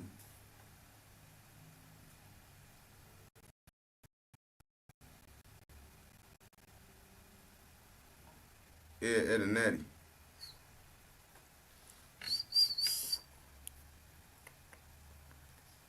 Hey, y'all fuck with that Ed and Eddie. Y'all fuck with that Ed and Eddie on game. Hold on, I'm posting this video real fast, man. Y'all know. Always posting, man. Always posting. Literally, 24/7 on go. On game. Always on go. As soon as I get off this live, guess what? I'm finna post on game. What? Some YouTube videos on game. So I'm live making videos while posting videos. Wow, and then after that, I'm finna go make some more videos, bro. While I'm already making videos, bro. I'm literally making videos on top of making videos on top of making videos on game. That's what y'all don't know. Making videos on top of making videos on top of making videos. Fuck y'all talking about. How am I doing this shit like now? Because I'm Batman. Guess what? My mama gave me the lean card. Fuck niggas. So you know what I'm finna do with that? I'm finna cash out on that link card. Fuck y'all talking about. I'm from the trenches. My mama still give me the link card. Pussy. On game. Man. Stonky. Let me put on the video while I roll up this Stonky. My fault, man. I'm tweaking. They put a video up while I roll that Stonky. You got your time is key. Your time is everything. You can't be wasting your time on no Stonkies. On no Stonkies.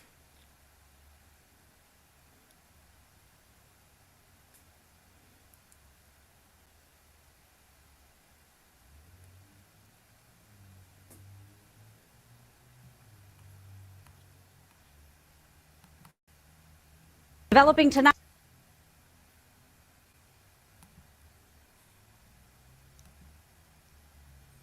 Okay, we found the video.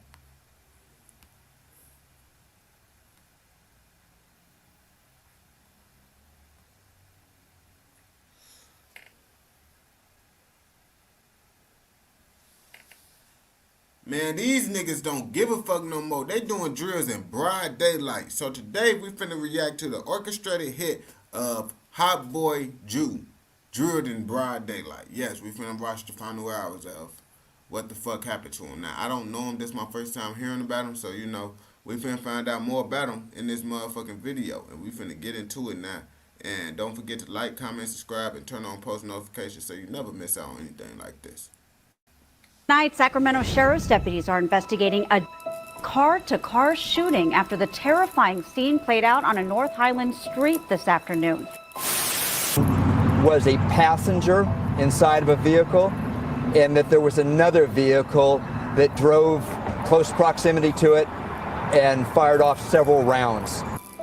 The sheriff's office says first responders performed CPR on the before he was taken to the hospital, where he was pronounced. Well, police say that teenager was in the passenger seat of a car here at the corner of Watt Avenue and A Street when he was gunned down during a drive-by shooting. You feel me? This shit real life. It's not all about music. You feel me? Nah, facts.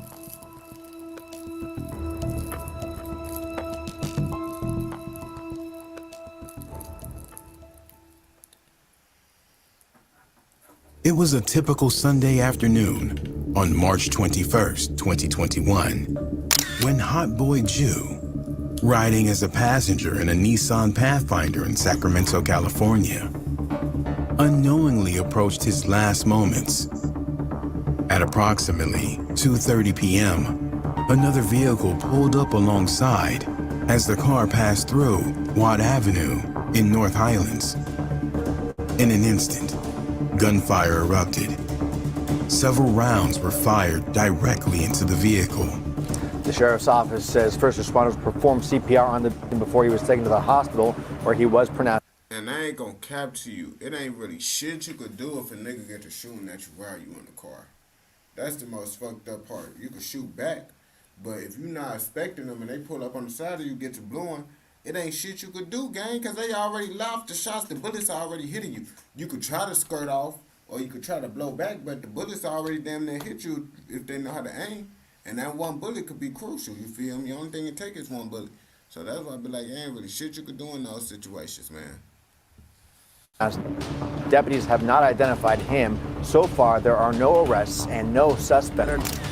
According to police reports, the barrage of bullets shattered the windows and struck Jew multiple times.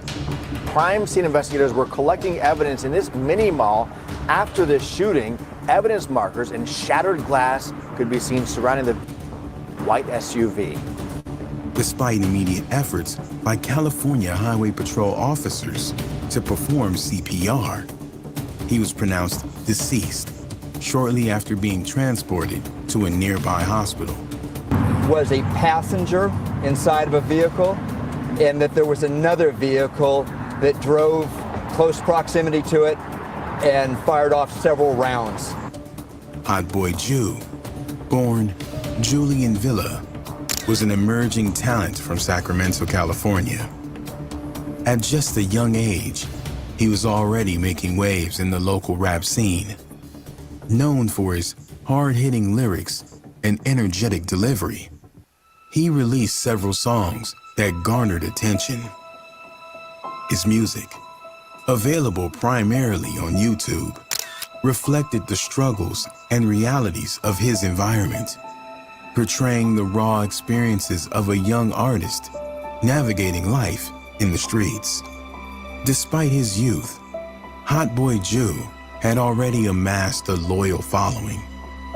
With over 10,000 followers on Instagram, his work highlighted his potential to rise through the ranks of Sacramento's rap scene, as he was beginning to gain recognition, not just locally, but regionally. Songs like Free Bub G and Rocking stood out for their catchy hooks and honest storytelling. I wanted to check out some of his music, bro, because I never heard of folks before. Showcasing his ability to connect with listeners through his music. Hot Boy Jew's career was tragically cut short just as he was gaining momentum. His potential as an artist left many wondering what heights he could have reached. His passing silenced his voice and left a gap in the Sacramento rap community, where his presence was starting to make a real impact. The passing of Hot Boy Jew sent shockwaves through the Sacramento community and the broader hip-hop world. Fans and fellow artists expressed their grief and frustration over yet another instance of life lost to the streets. His label, Dizzler on the Roof, was among the first to mourn publicly, sharing a heartfelt message on Twitter. Rest in peace, Hot Boy Jew. We are sad to learn that the rising Sacramento rapper was slain yesterday afternoon. We send our condolences to his loved ones and fans. Now, why did y'all have to add slain? Why did y'all have to say that, bro?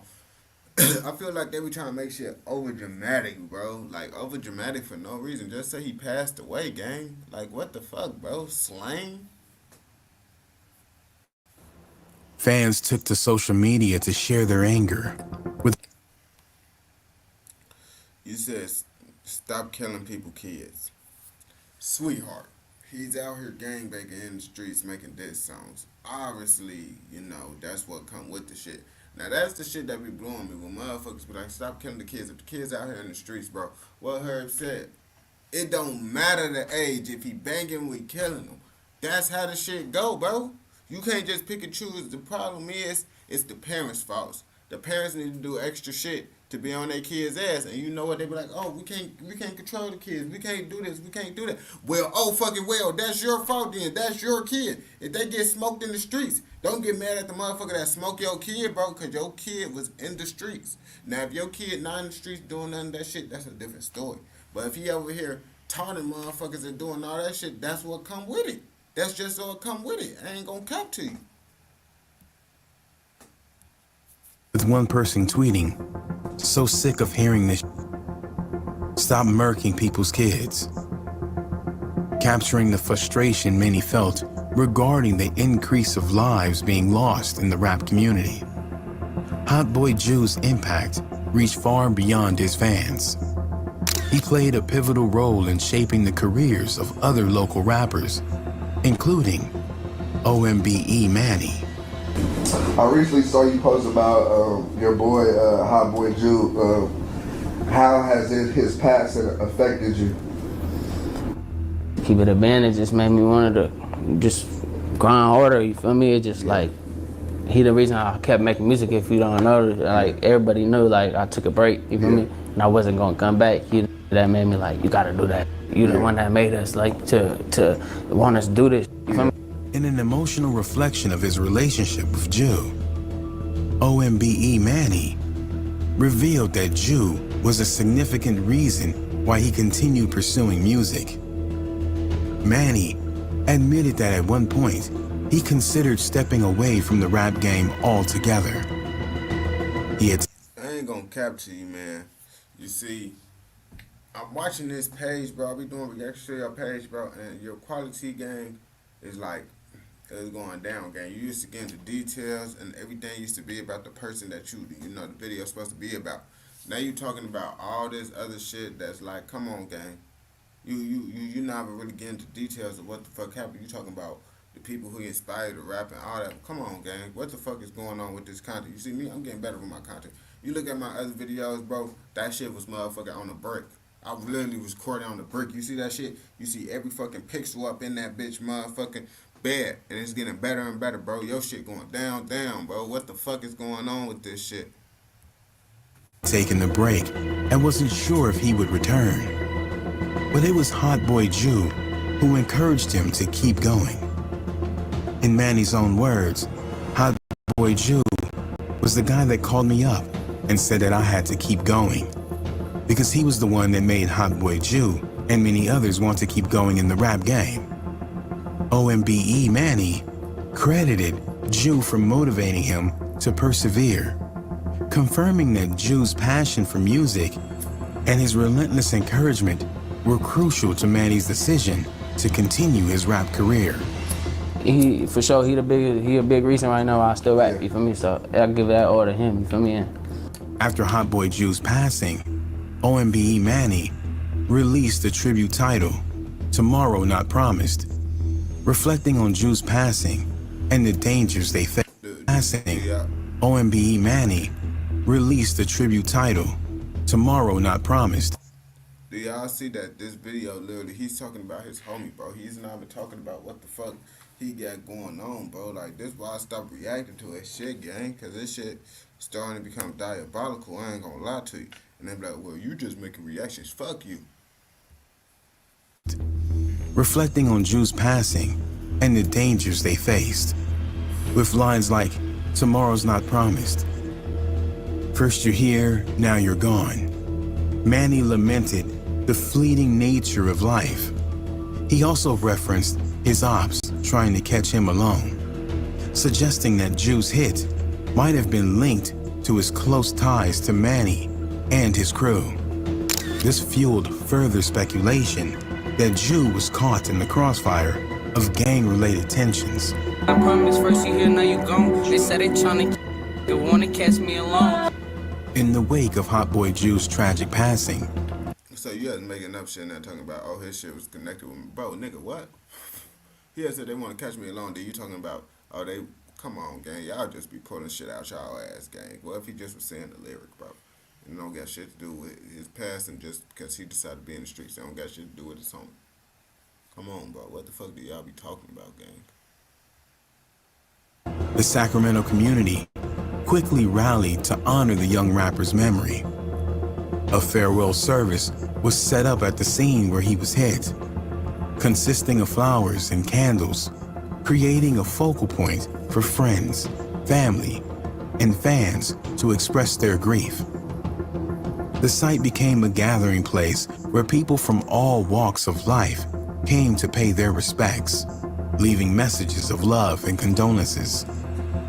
Hot Boy Jew's family also created a GoFundMe campaign to assist with funeral expenses, garnering support from the community during this difficult time. Barry Acias, a community activist and founder of the Voice of the Youth program, played an important role in supporting Hot Boy Jew's family and fundraising for the GoFundMe campaign following the tragic shooting. Youth mentor and leadership program organizer Barry Axios with Voice of the Youth is offering support to Villa's family and working to prevent further violence and retaliation.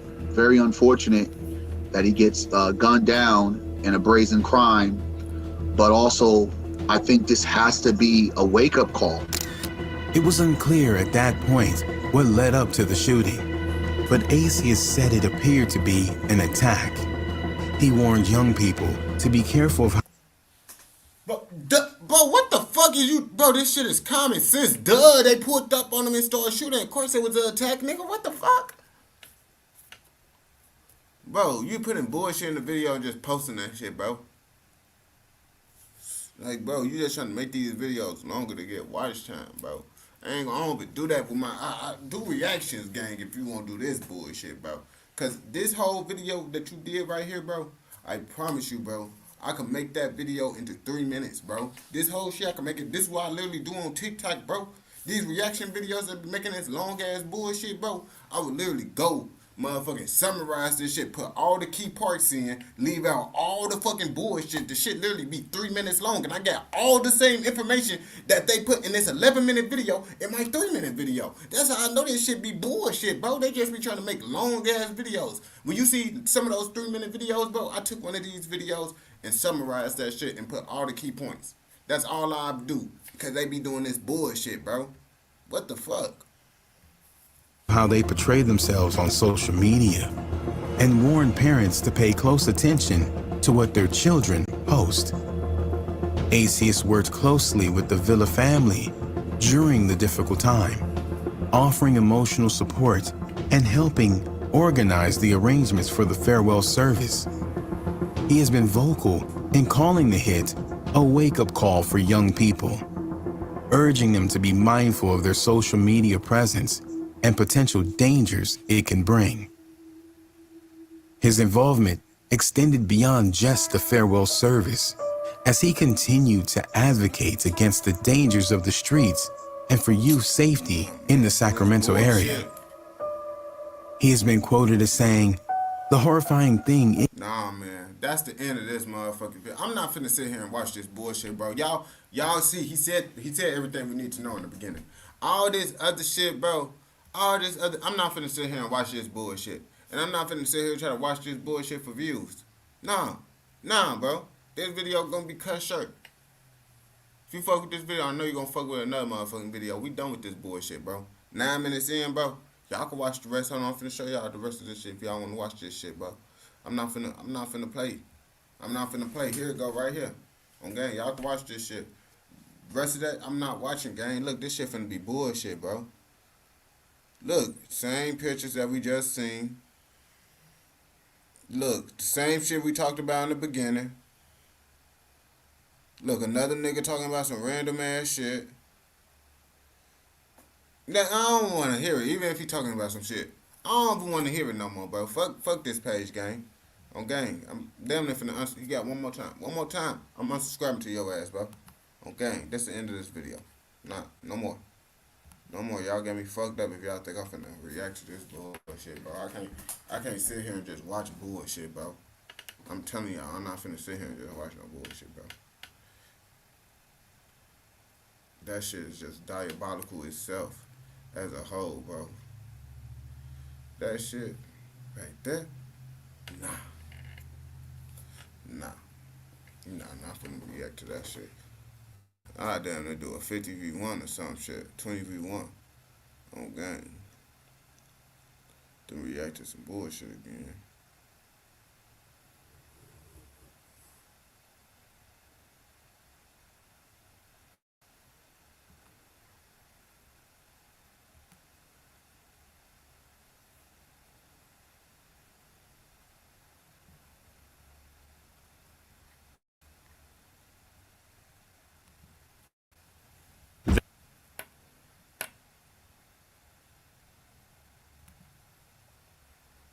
This seems interesting, though. This seems interesting for sure.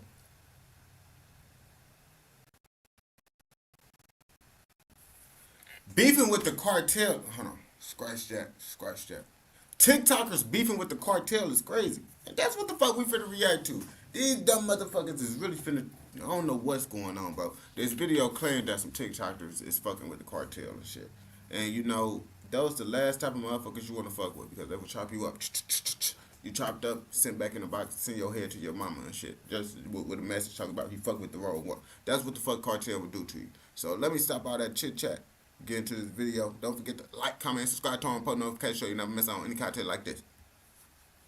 These social media morons publicly insulted Mexican cartels, with El Pirata setting the scene for why this is a dumb idea. Born April 2000 in the state of Sinaloa, the pirate was from one of Mexico's most dangerous states. Both his mother and father left him at birth, leading to a difficult life full of alcohol addiction, although ironically this made him a social media superstar. El Pirata had his friend film him drinking from a bottle, pairing it with with the aftermath of when it all kicked in. He'd uploaded to his YouTube under El Della Red Label, but didn't expect a viewership of over 300,000. Well, when he realized that his excesses were pleasing to the internet, he knew what his shortcut to popularity was, turning his drunkenness into a profession. He'd start posting video after video of his drinking escapades, always pouring the beverage about an inch above his mouth, in the exact same way as his first viral video. This, in combination with his small, strange appearance, made El Pirata so extremely memorable. Nah, that shit is funny as hell.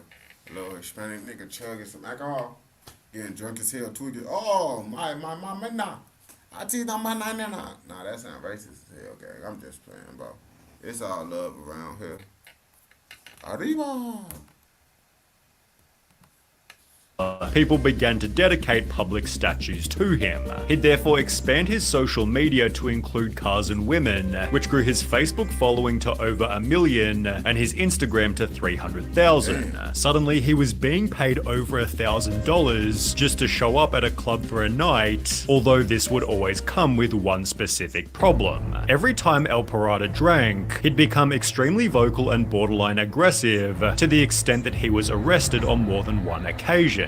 In a 7.6 million view video, translating to the pirate response to comments, he spends over 3 minutes simply yelling at his audience, giving the impression that he thought himself invincible. This would be curbed to some extent when he'd hire a social media manager named Beto Sierra. I ain't gonna cap to you, man. That's why I don't take nothing on camera that I can't control myself. If I'm gonna say some tweaking ass shit, I'm not even gonna do it because I ain't gonna cap. When you be fucked up, you just say dumb ass shit, bro. Thinking that shit funny, all types of shit, bro. When I'm off a certain type of shit, I don't be up on the camera. You see, weed and all that shit, I could do. Weed ain't gonna make me say no dumb ass shit. You feel me? I could drink and do it. I could really do drugs and motherfucker do it because, you feel me? I don't tweak out on game. Who encouraged El Pirata to give up the drinking to increase the longevity of his life and career. Spanish YouTuber Pepe Garza also confronted El Pirata about his drinking, questioning, haven't you started to think that if you drink a lot of alcohol, at one point it can poison you? The human body isn't made for that, to which El Pirata responded immaturely, people always tell me, my friend, how can you handle so much? I just laugh and tell them, well, I don't know. I don't know how I handle so much, to which Pepe again responds, well, I don't like it very much. This is going to get out of control. When he's then asked, where do you see yourself in 3 years' time? El Pirata admits that he wants to get sober and instead would like to have a career in music and leave behind this stage characterized by his drunkenness. I want to learn to sing now. That will be my motto. I want to be on stage, but singing and putting on a show. I ain't gonna cap to you. If his ass do drunk singing, that shit gon' body. I don't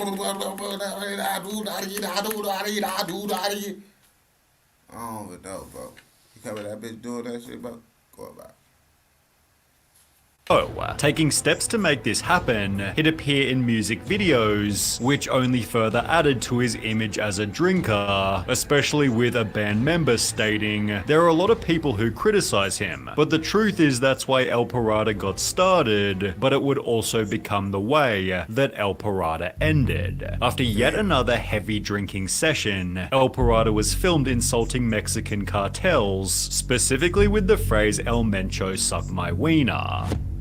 El Mencho's the head of the CJNG, aka Mexico's second most powerful cartel. His capture offers a bounty of $10 million as he's... You see, now look. Now that's a difference if you doing this shit in America talking your shit, and they might get on your ass still, but probably safe in America for the most part. But they still can get you if they really want you. But you out there in Mexico dissing these niggas? You don't give no fuck. I'm not saying nothing about them if I'm in Mexico. I ain't gonna lie to you. Ain't shit gonna be said about the cartel. I love your work. That's what I'm gonna say, so they won't smoke me on gang. I'm not finna play crazy with them, bro. I already know how they get down. And then you dissing they boss. The motherfucker that can make the call to get you gone. You crazy as hell, gang. And you know, in Mexico, they don't give a fuck, bro. They don't care about the law, the police, none of that shit. They gonna do that shit in front of the police, gang. And then do something to the police if they say something. considered one of Mexico's most dangerous people. Therefore, El Parada's callout was not a smart thing to say about a man who'll execute your whole family based on not much more than a rumor. He just has zero regard for human life. But what about free speech? It doesn't exist to the cartels, which have been linked to the murder of at least 12 journalists this past year. El Parada seemed to think very little of his call-out, as on the 18th of December 2017, he went about his day as if it were any other. As the evening drew closer, El Parada met with Hot Spanish Vlogs and Ben El Gringo, preparing for what was supposed to be another fun night on the town. In fact, El Parada was having such a good time, he'd post the location of where he was headed, telling his fans to meet him at the bar. However, I ain't gonna cap to you, gang. You are tweaking. You are dissing the cartel and you dropping your low? Oh, you think it's a game. He thought it was a game. Niggas thought, boy, I am not playing. Boy, I'm not finna keep on talking about how they chop you up. We know what the fuck the cartel do. We finna see what the fuck they do to him. I know it ain't gonna go good. instead, he'd be met by 4 men driving in a black truck who assassinated El Parada only a minute after getting to the bar. The attack was clearly specifically targeted because, as explained by Hot Spanish Vlogs, it's clear they didn't want to hurt me, my friend, or any of the girls, because if they wanted to, they could have done so easily. His funeral was held in the days that followed, with El Parada's social media manager writing, "We talk so many times about quitting alcohol and living life too fast, but you never listened. And I don't judge, only you knew what you were doing. Those who knew you were a good person. God have you in his glory. Those responsible for his death have never been apprehended, but the CJNG only seems more obvious after exploring the fate of TikToker El Chinito. El Parada and El Chinito lived in the same city, both having become famous for their goofy vertical videos. El Chinito therefore felt hurt by El Parada's death, and just 17 days after, would call out the cartel as well. In the 31-second video, El Chinito states, "I don't give a crap about El Mencho," then proceeds to call him stupid and threatens to drive to his city to find. So you don't give a fuck. You see, they probably look at it differently because they live around that shit. They around the cartel and that. This is what they grew up around, so they look at it differently. But this shit right here, oh, you think it's a game? Oh, he thought it was a game. He thought it was a game. Okay. Him. In case this wasn't dumb enough, El Chinito then announces where he lives, but it would only be after the call-out went viral that El Chinito realized he'd made a huge mistake. The following morning, with a blistering hangover, El Chinito apologized. "Excuse me, El Mencho, I was very drunk and wasn't in my senses. I am sorry. My respect to the old man," subsequently disappearing to keep a low profile. Rumors began to circulate that El Chinito had been executed by hired assassins, but this would be disproven by Margarito Music. He'd find El Chinito in his hometown, who instead of dying had rather gotten married, and also had a baby on the way. He now uses his TikTok to document his life, clearly surviving his cartel call-out. I think the apology video saved this guy's life. Illuminati 6, however, wasn't quite so lucky. He gained a So he apologized, and that's what I'm saying, bro. They just want to let them know. They just want you to know that you would die for fucking up. And since he figured that shit out, they let him pass. Following by doing dares on TikTok Live, one of which being I dare you to challenge El Mencho. Well, Illuminati 6 had zero hesitation. "Listen here, you son of a bitch. El Mencho, you can suck my wiener 100%. I don't sleep like El Parada or El Chinito. I'm immortal, untouchable. I made a pact with the devil. I came to give you fire, Mencho. I'm not..." You made a pact with the devil. They ass damn near the devil himself. The devil walked through the cartel. I ain't gonna cap to you. So you met the devil with them, you down there met the devil, man, the cartel gonna fuck you up, gang. You talking crazy. Not scared to say this, I'll say it without the camera. Mencho can suck my balls.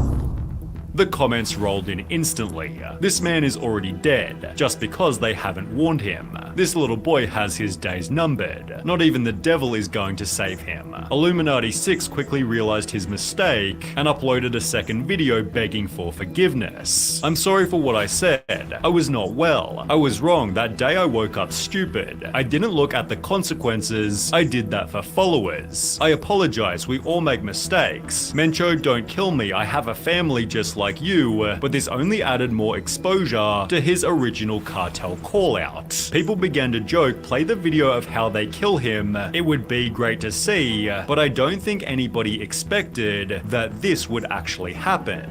It has since been theorized that the person in the video is someone else completely, but there's absolutely no confusion in the case of Fofo Marquez. He's best described as the Mexican Dan Bilzerian, although without so many women. His TikTok is dedicated to bragging about money, showing his private jets and driving luxury. So did the other dude die? We gotta do some more research. We're gonna see if the other dude's still alive or not. Cause he apologized and he survived. Cars. But Fofo also hides the fact that he's from a mega wealthy family. In case being a Nepo baby isn't already unlikable enough, he refers to himself as Millionaire Boy, making what would happen next all the more satisfying. Fofo planned on doing a prank that would anger his whole city. Drive 3 luxury cars onto a main bridge before parking in the middle of the road to block all lanes of traffic. As he and his friends get out of the cars, Fofo proceeds to state, "We have closed it for ourselves. This is what I want to demonstrate, what money and power can do. We've been here for several minutes. Let's do some TikTok dances. Look, look, look, this right here is power. I am the king of Mexico." Fofo put it on his TikTok expecting a positive response, and while it gained 10 million views in I ain't gonna cap to you, bro. I would have got out the car, walked out, because boy, what the fuck you holding up trap for? Niggas gotta go to work, niggas gotta do this. You don't know what the fuck a nigga got going on. And you fucking up their day to make a video to prove you got, alright, that's how you get fucked up, gang. Your power ain't gonna save you from the crazy motherfucker that just wanna fuck you up. under 24 hours, its virality was due to all the wrong reasons. Thank you, Fofo, you are an example for me. It is an inspiration to study and never be like you, but his terrible prank reached further than social media. Mayor Pablo Lemus threatened to bring charges against him for blocking traffic and endangering drivers on the road. After the rebuke, Marquez went back to social media to publicly apologize. It stated in his apology, "My comments about money and power were perhaps stupid, and I'll happily pay whatever fine I'm given." But the mayor responded to the apology by saying Marquez would have to complete community service, cleaning up below the very bridge he shut down, which Fofo Marquez was more than happy to do until the CJNG got involved. The cartel unexpectedly issued a public statement. As many know or are just learning about, the influencer or scum named Rodolfo Marquez, who dared to close traffic, is an act we do not tolerate. We're the ones in charge of Jalisco and all of Mexico, and to you, Fofo, we tell you to be careful, because we will not let you come thinking you can do whatever you want. Here in Jalisco, Mr. Mencho is in charge. If we see you again, we'll kidnap you, and not even the money you have will help you. Sincerely, CJN. You see? You talking all, that's what I'm saying. Money ain't gonna do shit. And that's what I'm saying, bro. You doing that shit. I knew the cartel was gonna say something because it's like, nigga, we run this shit, gang. And we can show you that we run this shit if you want us to really show you that shit, bro. That's what the fuck happened.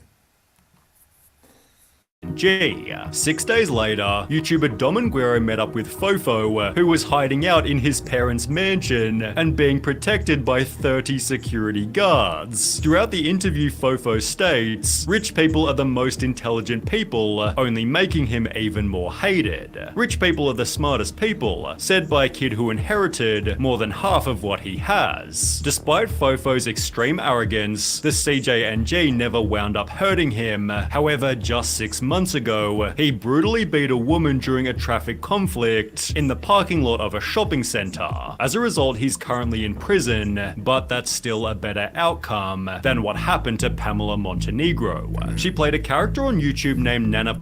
I ain't gonna cap to you. That money is what saved folks. That money is what saved folks. Cause it's like, you gotta think about it. Them cartel niggas probably not even around that area. Like, he was around that area, but he knew he wasn't around that area that they get him. He had security, all that other shit. Like, they were like, it's not even worth it, bro. He ain't even really do nothing. He ain't really disrespect us, bro. His ass just acting like a little rich kid talking about he run some shit, bro. We ain't finna waste our time on that. We'll really smoke his ass, though, if we see him. That's why they say if we see him again, we gonna do something to him. They ain't trying to do nothing to him. It's on sight if we see you, gang, for talk crazy. They ain't going to look for him. Lucas, initially posting innocent videos where, for example, she'd interview random shoppers. However, her content slowly made a political shift, interviewing government officials about the problems created by Mexico's cartels. Well, Pamela also owned a restaurant named A Todos Los Santos, around which the cartel began hanging banners, accusing Pamela of colluding with the government. Incredibly, even after this, she continued making her videos and working at the restaurant, although, as you might expect, it didn't end. Hey, I ain't gonna cap to you. You see, that other shit they don't really give a fuck about, but that political shit, them cartel motherfuckers don't fuck with. Cause I literally watched the video, bro. No, I made a video. They chopped off the mirror head, gang, and put it on the truck just to make a statement on how, folks, you're not finna change shit around here. I don't care about any of those laws, any of that shit, bro. They don't give a fuck, bro. They fucking anyone up that's in those you trying to don't be in politics if you in Mexico, cause that's just gonna lead you to a bad downfall. And well, during one of her shifts in the evening, two men walked in and each ordered a beer before shooting Pamela point blank and fleeing the scene immediately. When security officers arrived at the scene after 7 p.m, the 36-year-old woman had already died. A member of the Acapulco cartel was tried for her murder, but was dismissed on the grounds of insufficient evidence, ironically acting as an example of the political corruption she often discussed. In Mexico, you can't even make fun of politics without being murdered now. Hell yeah, you can't. You can't. Them motherfuckers most definitely gonna put belt to ass for sure. It's not no way around it, bro. You think you finna do all this shit? Nah, gang. It's BTA. You know what BTA stand for? Belt to ass. That's what it stand for. Belt to ass. So keep on thinking, motherfucking the cartel ain't gonna put BTA on you. They most definitely putting BTA on you for sure. I ain't gonna lie to you. Oh shit. Oh shit. I be high up zips and pipes codeine always. Woke up to big girl, she calling. Alright, had to get energy boost. We gonna do one more. We finna get to this shit, bro. Gotta get to all these other videos and shit, man. Life is crazy, bro. Beat it bop boop boop boop. Did it up boop. Doop.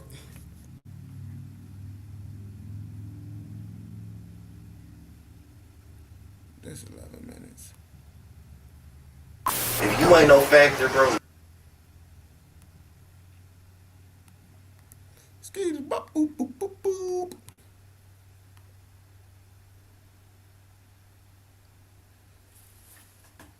Detroit's biggest op. Okay, I don't know who the fuck he is, but we finna learn about FWC Big Key. Yep, that's the story of him, man. They said free him. So I'm assuming that he's currently locked up for doing some very devilish activities that we finna find out about in this motherfucking video. Let's go.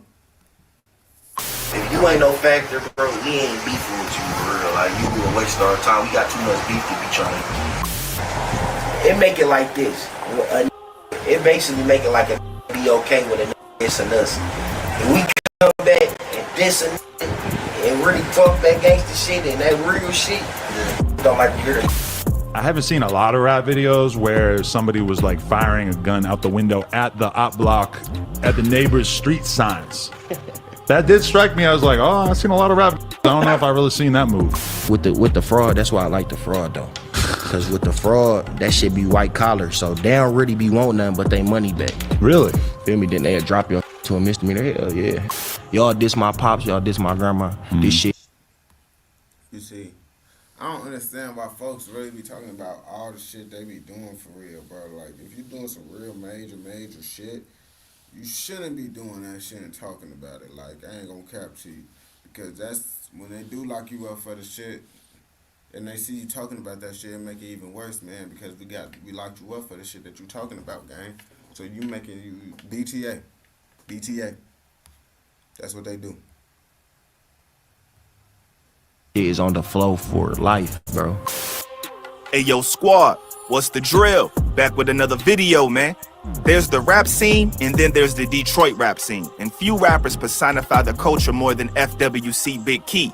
He's been involved with some of the most vicious beefs that come out of that town. Beefs that make the stuff regular rappers get up to seem like regular reality TV drama.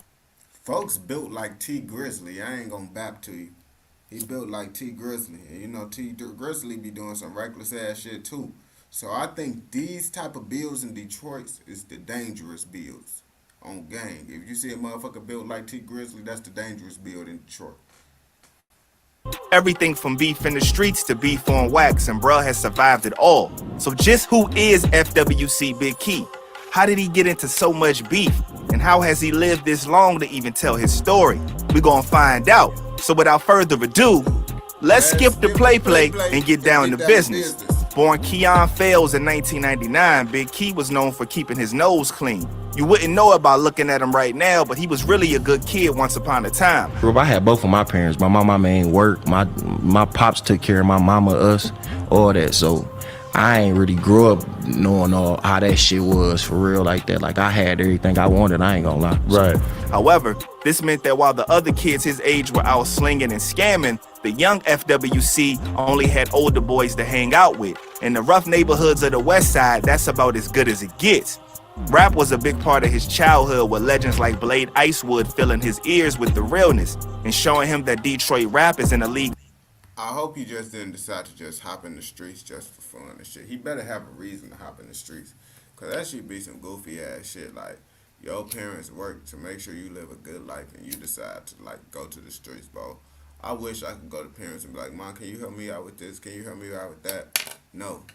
You get this link card and figure something out on game. I'm thankful for the link card, though, on game. Of its own. Is Blade his favorite rapper then? Nah, he reserves that title for himself, cause that's just how much he believes in his own talent. As for where he gets his confidence from, it might have something to do with the positive role models growing up, starting with his father. From how Big Key tells it, the man was as honorable as they come, and a straight edge dude too.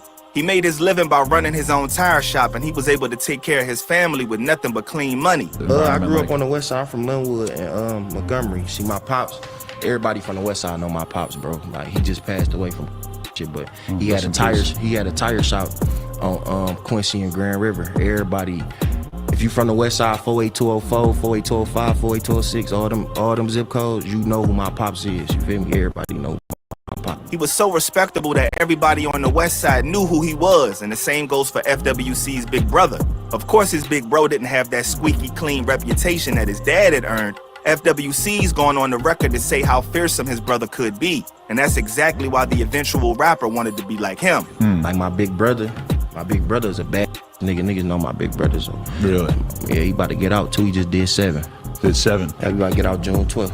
Wow. Free D, man. His father had some strong opinions about how he should live his life. A man of discipline. He wanted FWC to play basketball from day one, which isn't surprising considering his stature. He had some talent in that department too, so much so that he joined the varsity team at his high school when he was just a freshman. My pops wanted me to do it just on some board shit. I really started liking it. I ain't really played no sports until like the 8th grade. Man. So my pops wanted me to do that shit. I just did that shit just because it was something to do for real. Right. Now, despite being a well-behaved kid, Big Key found himself on the wrong side of the law as a teenager. Those other kids he used to hang out with, they turned out to be a bad influence, with one of them showing him how to scam and putting him on the path to prison. By the time he was old enough to drive, FWC was already doing a bid on a firearm charge. While he was serving his sentence, he started to experiment a little bit with music, and that's when he heard some news that made him feel like everything was falling apart. But if your pops and shit motherfucking getting that money on, why are you going out to scam, gang? Why is you doing that shit, bro? Like, I don't understand, bro. I don't understand motherfuckers, man. Maybe he not telling the whole story type shit. You see, he was told that his father had cancer, and all of a sudden his whole world had came crashing down around him. Because he had stage 4 cancer. I was actually locked up when I found out. I was locked up in Grand Rapids. It's a city called Grand Rapids. I was locked up down there for a pistol case. And they had called me and told me, like, your pops got stage 4. I really start crashing out of that bitch, punching the wall, really finna beat everybody ass, you feel me? So, as difficult as the news was to hear, it also gave him a new lease on life. He was released early so that he could spend time with his father, and over the next year he spent as much time with him as he could, but he had to say goodbye in the end. To make things worse, FWC's brother was in the joint as well, doing a 7-year bid for an unknown charge. He wouldn't get out until 2022, so Big Key knew that he had 2 options. Either he could keep scamming like there's no tomorrow, or he could try getting into rap full time. Needless to say, he made the right choice here. In 2018, he released his debut EP, Welcome to Linwood. A lot of people seem to think that Big Key is all about beefs, but his first record was far more grounded than that. It told stories ripped straight from the streets with plenty of heart, and the guy's lyricism and flow was absolutely undeniable. Songs like Free Key Glock and FTO showed off his ability to diss people without mercy, but he balanced it out with some bona fide talent when it came to spitting on the mic. Apparently, he wrote some of the songs while he was still locked up, which just goes to show how real. I ain't gonna cap to you. When you be in jail, bro, shit, you might as well try to become a rapper. The only thing you got is time to think. So think about becoming a rapper so you can get out. And motherfuckers listen to you when you get out of jail. So shit, why not become a rapper and shit, try to make that shit go up and shit? Because, you know, that shit the easiest way to motherfucking, you know, go up when you ain't trying to do shit in life but motherfucking be a trapper. You might as well become a rapper. If you a scammer, might as well become a rapper. Get legal bread off this shit. Rap about the shit that you did. You was gonna talk about it anyway on the internet. He liked to keep things. Even going to jail couldn't stomp his talent out. And as soon as that album came out, Big Key was on his way to stardom. But the thing is, the game had changed quite a lot from back in the day. About a decade ago, getting 100,000 views on YouTube meant that you already made it big. But nowadays, you need at least a cool million before anybody takes you seriously. Back in the day, bro, 100,000 views, you was famous. Like, famous in Detroit, like, for real famous. Like, everybody, wherever you go, everybody know who you is. Fortunately enough for Big Key, he knew how to use his natural star power and charisma to move up the ranks. Pretty soon, he become good friends with the one and only Rio the OG. So many goddamn features. I'm sure you don't do that for everybody. Yeah, so Rio is my nigga. I really, like, I was one of the first listening to Rio. I was down in Flint and shit then. Featuring on his single Pressure, the music video ended up getting over 3 million views, and Big Key got the big break he needed. After this push, he ended up posting his first music video to the YouTube channel, and the views started pouring in. The video was for Free Key Glock, by the way, which kinda shows that his songs had legs. People didn't forget about him once they heard him. And one music video was out and he started to rack up millions of views all on his own. While he was riding his wave, Big Key emerged as a leader of a well-known crew called Cash Gang. With plenty of street game along with the rap talent to match, Cash Gang had been involved in a bitter feud with the rivals Bang Gang for years by this point. And when Big Key became their prominent member, about half of Detroit started beefing with them on the spot. You gotta understand, this isn't the Instagram beef that the modern day rappers tend to get involved in. Actual blood had been spilled on both sides allegedly. I mean, you talking about what most modern day rappers is beefing because bloodshed behind it, bro. Like, what the fuck? Y'all be trying to overgas everything, gang. Like, why y'all overgassing everything, bro? I'm over here digging in my nose. You know when the booger get hard on your nose, bro? Because you had a snotty ass nose and you sniffing and the booger dried. Yup. That's what's going on right now, gang.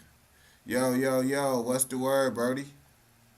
Starting with Dex Osama back in the day, and he wasn't even a part of these gangs. But with that said, word on the street is that he allegedly had close relations with Big Key, and when he got gunned down in 2015, the gang war supposedly started to get on a whole nother level. Over the next few years, Big Key got involved in some pretty serious stuff, not to mention getting more charges added to his rap sheet. For starters, he got busted for forgery and possession of criminal tools in 2019.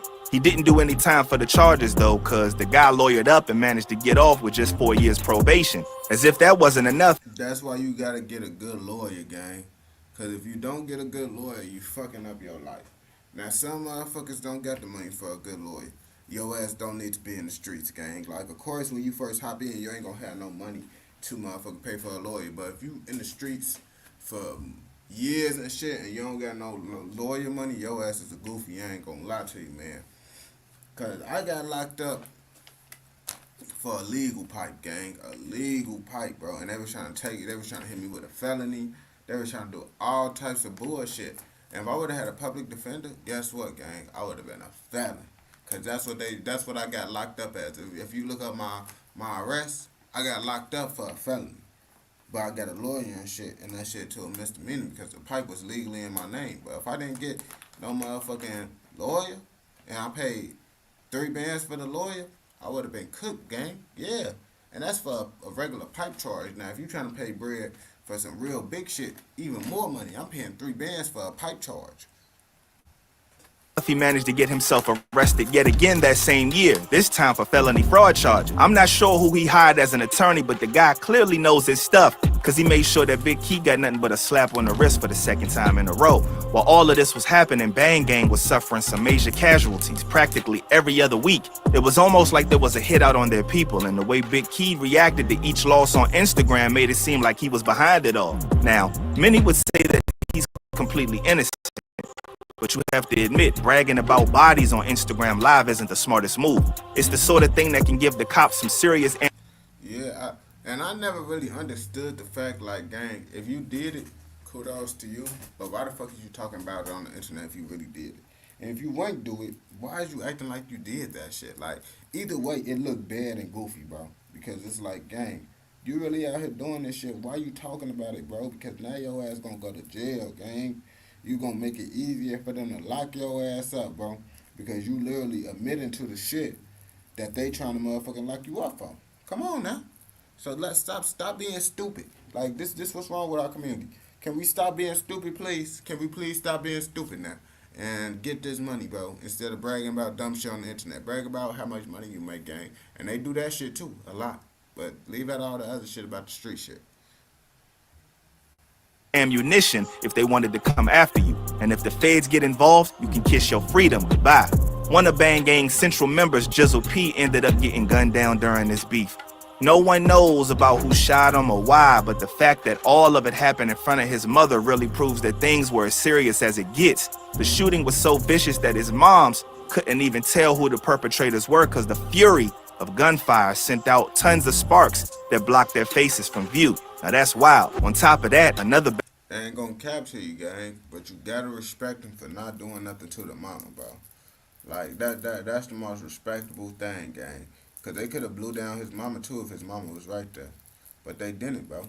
That's respect, gang. You gotta respect that shit, because I ain't gonna capture you. It's fucked up when niggas die in the streets. But you gotta understand, this will come with the shit, bro. You can't be sad when a street nigga die, bro. If it's your homie, yeah, of course you gonna be sad. But... motherfuckers you don't know that's in the streets, bro, that's what come with the shit, bro. As long as motherfuckers don't kill no innocent motherfuckers, bro, you gotta respect them, bro. You feel me? Because they could have did some fucked up, diabolical ass shit. But instead, they didn't. They got a heart. Bang Gang member named Javar got shot at the same time. This really makes it look like it was a hit out against the gang, and most people think the Cash Gang was behind it all, and by extension, Big Key. Now, Bang Gang isn't the only group that Big Key allegedly had beef with. He's also had his fair share of troubles with the Glock boys. To be fair, it's easier to understand his reasons this time around, because this wasn't the type of old school beef he shared with Bang Gang. Instead, it was more of a traditional rapper's beef, but it allegedly got dangerously close to turning morbid on multiple occasions, and at least one body came of it. You see, the Glock boys took things a bit too far with one of their diss tracks where they disrespected Big Key's grandma. I should probably mention the poor lady passed away of cancer just like his dad. So it didn't really take a rocket scientist to understand why this upset him. Cash Gang wrote their own diss in response though. Y'all diss my pops, y'all diss my grandma. This shit is on the flow for life. I ain't gonna couch you, yeah. Now that shit different right there. Like, yeah, you dissing his homies, yeah, that shit is up there too. But now you dissing my mama and them, my grandma and them, they don't got shit to do with this shit, bro. Oh yeah, now it's up. It's forever. Fuck you. You can't diss no parents and shit that passed away, bro. And think that nah, bro. You don't gotta be no blood now, bro. Now niggas gonna smack the fuck out of you, and if you got a problem with it, gang, then you just gonna have to die. That's how it's gonna have to go. Bro, I ain't gonna lie. I'm gonna say something in there. I ain't gonna be probably no diss song, but something gonna be in there. If there's one thing you could say about Big Key, is that he doesn't shy away from a fight. If you step to him on the street, you best believe he'll come at you with everything he's got, and that's made him one of the most notorious ops in all of Detroit. During his beef with the Glock Boys, a young rapper by the name of Alex Ward, who went by the name Wu, met his demise in his home in Farmington. What's sad is that he moved out there from inner Detroit to give his girlfriend and child a better life, and Big Key called him out by name in the diss track that I talked about earlier. All of that bragging on Insta Live was bound to stir up some trouble too. And sure enough, the feds busted down Big Key's door in March of 2021. He was chilling with his girl at the time, but he was also allegedly sitting on a literal arsenal. The feds found weapons and ammunition, but more importantly, they found Big Key's ice. He was smart enough to not show his face on the Insta Live videos where he talks about dropping bodies, but his ice was on full display. The authorities used this to make a connection between him and the Slangs, and he had to give interviews wearing an ankle monitor as a result. The last we heard, he did some time in the joint in 2023, but that hasn't stopped him from putting out track after track. And if you listen to his recent stuff, you know he's still stepping on ish. According to a recent inmate search, Mr. Key won't see the light of day until December 5th, 2025, which isn't far away, but isn't right around the corner either. A lot can happen in that time, but bruh just in his mid-20s, so his career should remain while he holding. Hell yeah, I never heard of folks, but shit, I already know when a nigga get out of jail, he end up getting more clout, more all that shit. His name go up exponentially, you feel me? So, I just say folks' ass probably ain't gonna change his life around. Like most niggas, they get out of jail, don't change their life around. So hopefully he changes his life around. I ain't trying to put that bad energy out there, but you know how niggas be. Niggas gonna be niggas, bro, and that's what it is, bro. Niggas get the best opportunities in the world and still decide to do fucked up shit, man. If you fuck with this video, I know your ass gonna fuck with another motherfucking video. Don't forget to like, comment, subscribe, and turn on post notifications so we never miss out on any content like this, gang. You already know it. You already know it. Let's do a 50v1, 20v1. Then we gonna end it because we gonna hop back on this bitch later. That's what y'all don't know. We finna hop back on this bitch later. But we gotta make sure while I'm doing this shit, I gotta do the reactions. Well, post my other shit too, bro. You see? It's multitasking. You can't be in this bitch not doing what you need to do, man. You feel me? So, all this work and multitasking and shit, man, gonna pay off, gang. Just gotta keep going. Gotta keep going. Gotta keep swimming.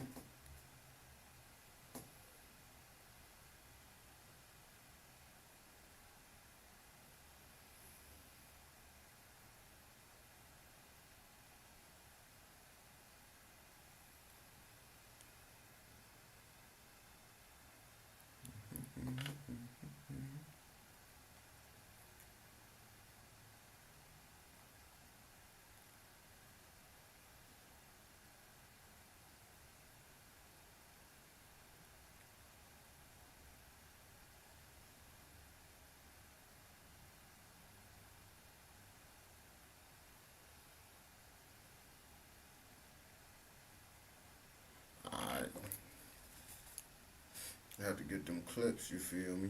Because, you know, gotta get the clips and do this shit, do that shit.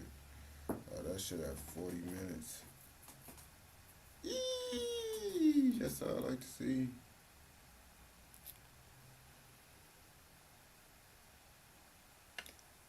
I can fucks with it, let me see if we post this shit on Instagram.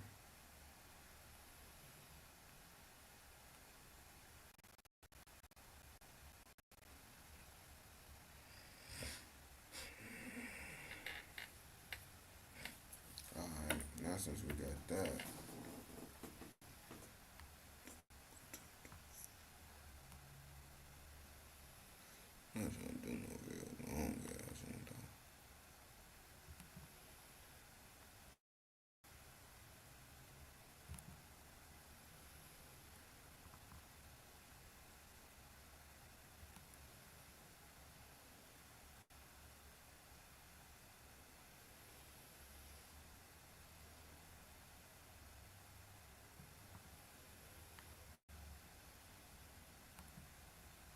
In today's video, man, we got 20 women versus Skilla, baby. You know you a bad bitch.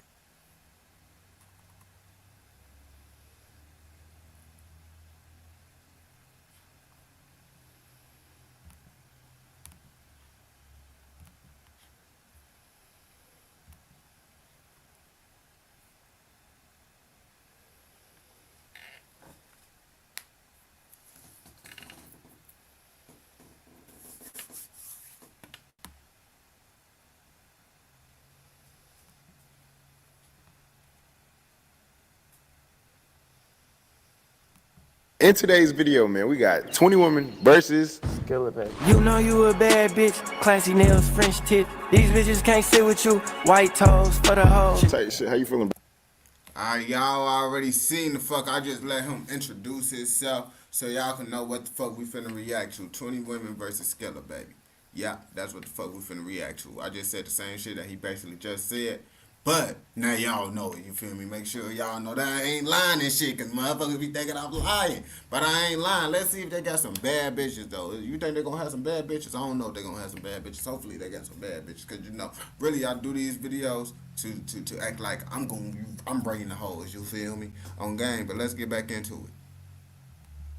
Bro, I'm chilling. You chilling type shit. Why you got my dog, bro? This ain't yours. This ain't mine. I walked in here with this and you tripping like this. Alright, y'all, man. So look, we got Skilla today. We have 20 beautiful ladies for you, Skilla, right? We're gonna see what your type is. What's your type? Do you have a type? Everybody. Everybody? Everything? Type shit, bro. Where you from? Alabama. Bro, stop fucking lying, bro. Where you from? Alabama. Anyways, we finna get straight into it, right? Folks ass be trolling like a motherfucker. He's not from Alabama. I think he's from like Detroit. Some shit. But look, the winner will get $750, right? And then a girl that you reject will get $750 too. So, you know what I'm saying? Tight shit. That's hard. That's hard. That's hard, right? On God, shout out them views, tight shit. All right, so look, Skilla, how many likes you think we need on this video? A lot. A lot? Like what, bro? Like 100K, 200K type shit? You don't even give like 300K type shit. But look, y'all, we finna get straight into this video, man. Let's do it. Sorry to take y'all from the video, but today's sponsor subscription is also have also apply. Listen, man, right here. That's one of y'all, man. We got it. Just all my promo. All right, so Skilla, look, man. The first round is based off first impression, right? You're going to say yes or no to these girls based off their first impression, how they look. You feel me? You know what I'm saying? Cool. All right, bet. Let's get straight into it. Introducing the first girl. How you doing? You like her? Huh? Your dog like me? You like her? Yes or no, nigga? Do you like her? Nice. Yes. Bro, why is he asking another nigga do he like her and saying yes for her? That shit a little bit kind of weird, bro. What the fuck you doing that shit for? But I fuck with it though. I ain't gonna lie to you. I ain't gonna flash to you now. The dog like her. Yes? My name is Michelle. For real? Your name yes to me. Okay. Yeah. How you doing? I'm good. How you doing? I'm good. It's the real B. I'm Beyonce. All right. You like her? Yes. Okay, good. Bro, why is he on the phone while doing this shit, asking someone else? Now, that'd be play as hell if he had a female on the phone and the girl was asking, but I think that's a nigga that he on the phone with. Which is like lame as hell, gang. If it's a female, play. I can't talk to you. You look 15. Damn. Yeah. Skilla, that's how you feel? Yeah. Got something you like on the phone? I'm dead. I gotta pass you because Hey. you're his type. He like you. Hey, I'm so-so. Turn around for him. Yeah, I'ma pass you, but he like that. Look at his face. So you throwing something to the bros and then you keeping some? Oh yeah, I'm like that. Type shit, type shit. W Mans. Hey, How you doing? how you doing? My name's Seven. It's what? Seven. He asked you something for this one. What that mean? I'm just lucky. That's my name, Seven. Oh, she like you, yeah. Yeah. She's cute. She just pearled and everything. Yeah, she's yeah. cute. So It's what we good. doing? It's a yes. Okay. Hey, I'm K Nicole, morning, bro. Kaaynicole. It's what? K Nicole, K Nicole. What you just spelled though? the whole name. What's your accent from? Atlanta. Atlanta? Oh, yeah. He like Atlanta females. I ain't gonna cap. I don't know why they get to saying their whole name and all that shit. Like niggas really finna, no one ain't typing that shit out. I never not once heard anyone shout out their name and I typed that shit up. Never in my life, bro. And I never will. I ain't gonna lie to you. And I hope y'all ass ain't doing that shit. Yeah, tough. Hey, How you doing? I'm fine. I'm indigo. Indigo? What that mean? I mean, indigo is the color. What color? It's like a bluish, greenish, purplish color. For real? I'm gonna say no, because you ain't got no indigo on your name, indigo. What that means, Gilla? It mean no. Hey. How you doing? Good. I think folks just didn't want her, so he just made a reason. That's what he did. How you doing? I'm good. Why you ain't saying that? You supposed to say something. Who? I said, hey, my name Jock. See, you was supposed to say that. I'm gonna say no. She ain't even come correct for real. Type shit. Hey, I'm Kayleen. You Kayleen. Like the letter K and lean back. Oh, that's Instagram, Kaylene with 3 E's at the end. Bitch, no. Nah, but she is kind of cute, though. I ain't gonna cap to you. Her nose a little bit big, though. A little big nose. I ain't gonna cap. I'll fold shorty ass, though. Shorty, you wanna get folded? I'll fold you for sure. Her titties in there finna pop out her shit. She need to get that shit together.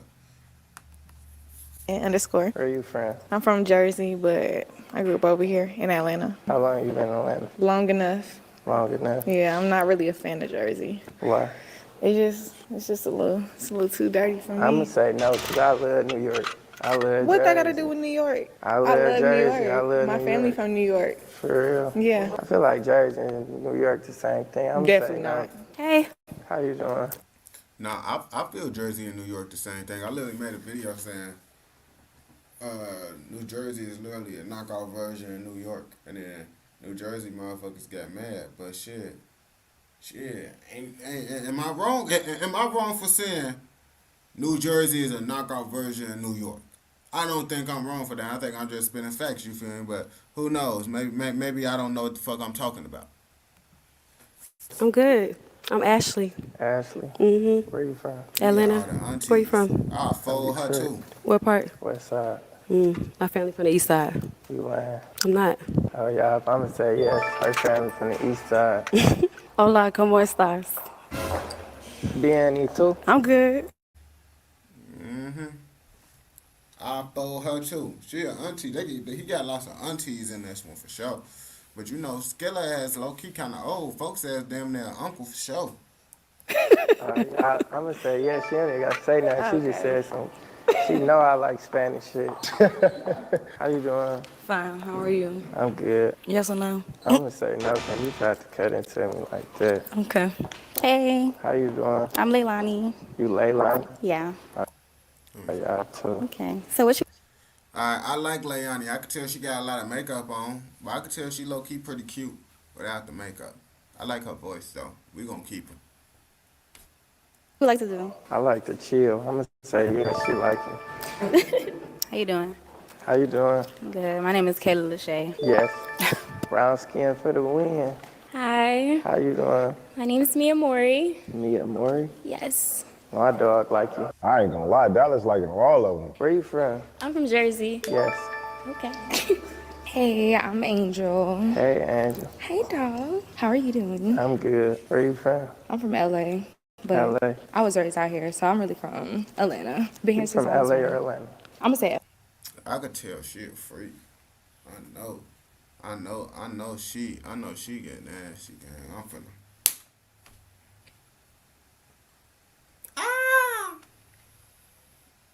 Atlanta. I'm gonna say no because they don't know where you from. Oh, I'm dead. Okay. Hey, How you doing? I'm good. My name's Bae. Bay. Yes. Oh, yeah. Hey, How you doing? I'm good. How are you? I'm good. You nervous? You nervous? No? Oh, yeah. I don't even need to know your name. I dog like you. She cute. Hey. I ain't gonna lie. How you she doing? cute. Good, you? I'm good. What's your name? You nervous? Dear. Dear. Mm-hmm. Where you from, Dear? Detroit. Detroit? Yeah. I'ma say, yeah, she from the city.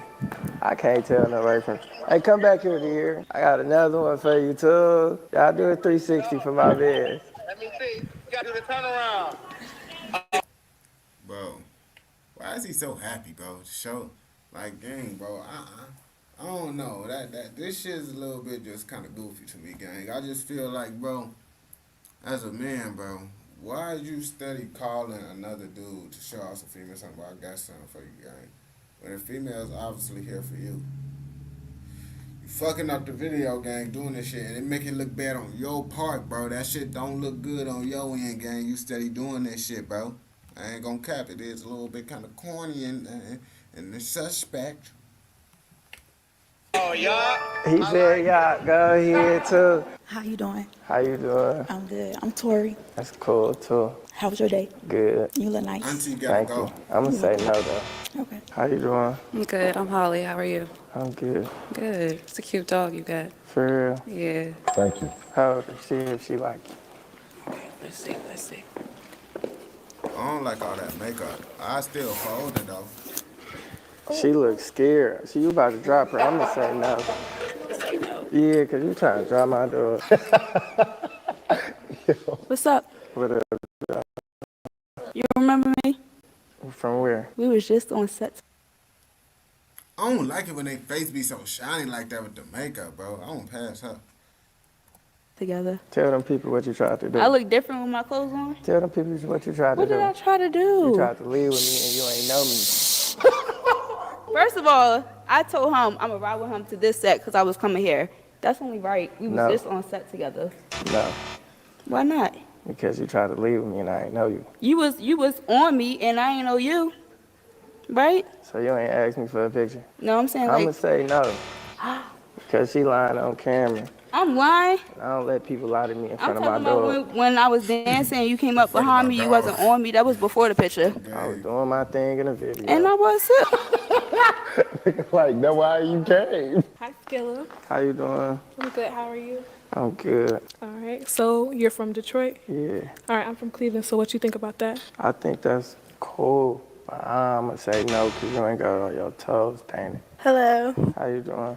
Good. How are you? You nervous? A little bit.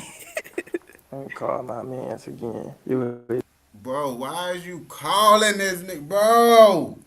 What the fuck is wrong with this? This shit is a little bit suspect.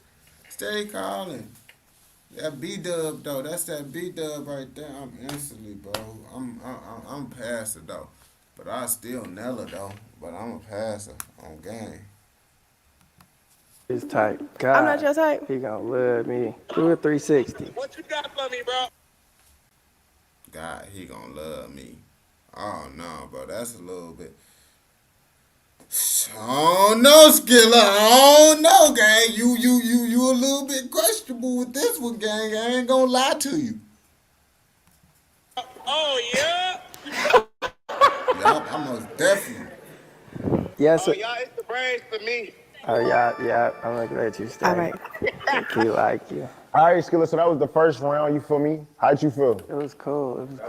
Round two, basically, we're gonna see if they like you. You feel what I'm saying? You know what I'm saying? You keeping my dog or no? Why you keep claiming my dog? Bro, I swear.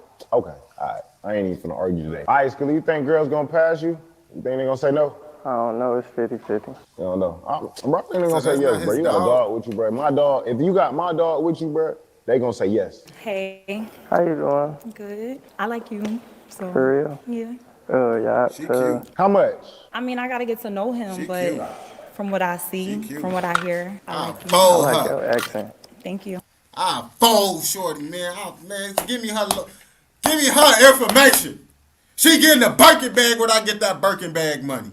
I'm lying like a motherfucker.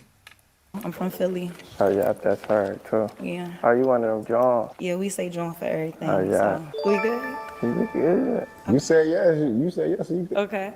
Hey. Hey, yes. Okay, so my question is, what's your idea of a first date? I mean, Coney Island. Exactly. What's the best Coney Island in Detroit? you got Zorba's, then you got L. George's on the west side. Okay, back to the first question though. First date, depending on what type of person you is, though. What type of person are you? I like to chill. Okay, no, that's not a good first date. For real. Figure something else out. What you mean? Give me a better first date. You ain't gotta argue with me. I ain't argue with you, baby. My first date, you know where I'm gonna take you? Out the country. Perfect. Yes, it's a pass. What's your sign?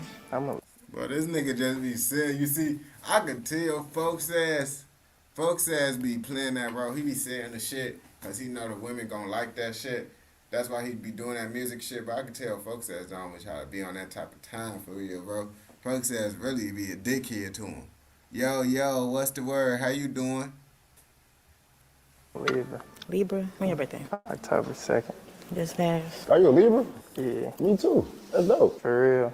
Yeah. When your birthday? 16. You rudely interrupted my date, though. I just had a shout out to us Libras. What are you? A Leo. The Why you baddest. Thank interrupting you. my date? I should call somebody to see if they pass you, but it's a yes. Oh, yeah, thank you. Hey, How you doing? good. My question is, what do you value in a woman? I like loyalty. Like, Okay. I want a woman that's like a real woman, though. Like, I'm a Leo too. I'm big on loyalty. feel me? I want a woman that's a Everybody gonna say they big on loyalty. What the fuck? Who gonna say, oh no, I ain't big on loyalty? Come on now, like I'm tired of, bro. Everybody say this shit, bro. Like y'all say the fucking obvious shit, gang. If no one not finna say I'm not big on loyalty, bro. Everybody gonna say they big on loyalty, bro. Let's start there now. real woman, though. I don't want no street nigga. Like I feminine. Yeah, like I want to cook clean, play in my hair, shit like that. Okay, it's a pass for me. I mean, it's a yes for me. So do you go after what you want every time? You said, do I go after what I want? Mhm. I get what I want Every time? every time. I'm say yes. My question is, you like to travel? Yeah, I Right. travel a lot. What's your favorite place, like outside the country? Shit, Really feeling Dominican I'll Republic. fold her ass up. Okay, I'm supposed to be going there for my birthday. That's fire. Okay, but I'm gonna say yeah. What do you like to do in your free time? Let's be real, bro. I ain't gonna cap to you now. Most of these females that's here gonna say yes because if they here 9 times out of 10, they want to. You feel me? I feel like these women are here to try to get an opportunity to be able to become a rapper baby mama. That's their goal when they come here. Their goal here is to be, am I good enough to become a rapper baby mama? I think that's what's going through their motherfucking head when they be doing these videos. Am I wrong? Do y'all think I'm wrong? You feel me? I don't know. I might be wrong. In my free time, I like to learn new stuff, travel, shop from time to time. Okay, so what's one of your aspirations in life? I just want to be a great business, like man, for real. Like in the next 5 years, I want to own a lot of stuff. I'm gonna say yes. Hi, how are you? I'm good. How you doing? Are you a family-oriented person? Yeah. Like, you close with your mom? Your mama's Yeah. boy? Wait, let me call my mama for you. Call your mom for me? Can you call your mama? Tell her you love her. Oh God. She might be asleep though. Mommy not answering? Hey, ma. Hey, Biggie Papa. Ooh, you embarrassing. I'm all on YouTube and stuff. You calling me that name. What's up? I love you. I just wanted to tell you I love you on camera. I love you too. All right. He love his mama. It's a yes for me. Have you slept with more than one person in a day? I can answer that shit. Yes, most rappers have. Me personally, I haven't. I'm gonna keep it a bunk with you. I haven't never slept with more than one person in a day. But also, I'm not no famous rapper or content creator that just have women just be like, oh yeah, let me put my coochie up on you. Yeah, no. I don't got enough money for that, bro. So sorry. I mean, women want to do that, but not, you feel me? Not like that, bro. They actually gotta, you know, when you get money, bro, they just fucking, man. They just fucking. You don't got money like that, they gonna try to get to know you even if they like you. They don't want to be seen as like females, bro. Some females, bro, they be wanting to fuck, but they don't want to be seen as a hoe. But when you got that money, they don't give a fuck. In a day? In a day. No. I Okay. don't do that. You don't? No, I ain't really into that. So you bougie. I ain't bougie, but Folks like, is I done had a lying. threesome though, so I yeah. can merch you, but folks I ain't lying. really like leave you and go to somebody else's house and go fuck. I ain't I that like freaky. that. It's a yes for me. Where do you see yourself in the next year? In the next year, I don't know. I've been buying a lot of like houses and condos. I just want to be like, like own a lot of homes and stuff like that. So in the next year, I see myself less on the rap side and more on the business side. Okay, so since you come from Detroit, I think they're hustlers in my eyes. So with that being said, my question would be, Man, she just want to gas it up, man. She trying to fuck folks. That's why she trying to say, there's hustlers everywhere, sweetheart. On gang. Chicago with the trappers. But Florida like to get money too. Everybody got trappers. how does it feel to be from Detroit and be where you are now? I mean, I feel good because we come from like different circumstances. Like I ain't like wasn't blessed growing up, so I'm blessed now. So. Say yes. What's on your bucket list that you haven't hit off yet? On my bucket list, I want to stop being scared of heights. I want to jump out of plane. I jumped off the plane before. Hell no. I ain't never doing that shit. Cause I ain't gonna cap to you. I'm scared of heights, but I still end up doing some crazy ass shit. But jumping out of plane is one of those things I'm not doing. Just because, gang, the parachute fuck up, you over with, gang. And then motherfuckers be like, oh, well, if your brakes fail, you damn near over with. This, that, and the third, and they bring up all these other situations how you could die. Yeah, and then they say parachute is safe as hell. I don't give a fuck. I ain't trying to splat like a bug. You did that? Yeah, I did it in Dubai. Oh, you hard. It's a pass. I mean, it's a yes. I got 2 questions. The first one is, do you cheat? Yeah, Oh, you took too long. I know you. Why? Why do I cheat? Yeah. Do you wear different purses? Yeah. I heard him. You see? Told you. Supposed to be on that type of time. The women be thinking, I don't know if be cheating, doing all that shit. That's what come with it. I ain't gonna cap to you. If you dating a rapper, it ain't no point. If you really like that rapper, it ain't no point of you even leaving. Cause if you gonna get with another rapper, you gonna deal with the same shit. And you probably not gonna like the motherfucker. So females, stay with the nigga you wanna be with, even if he cheat. Cause other niggas gonna cheat too. And you probably not gonna like that nigga as much as you like the first nigga. Yeah. Why? But that's material shit. Why you wear different purses though? You gotta change it up. It gotta go with the outfit. All right. Okay. Do you got any kids? No, I ain't got no kids. Okay. It's a yes to me. Hello again. How you doing? So, You see when you got money, they okay.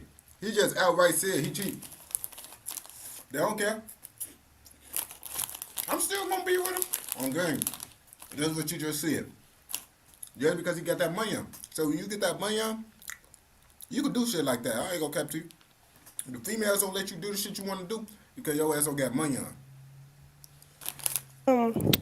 are you a giver or a receiver? I like to please my woman. Really? Yeah, Oh, guess what I am? you're a giver. Yeah, how'd you I know? can tell. Oh my God. Mm-hmm. You can suck me to the bowl, shorty. What's your information? Get her over here ASAP. Okay. I was already gonna say yes anyway.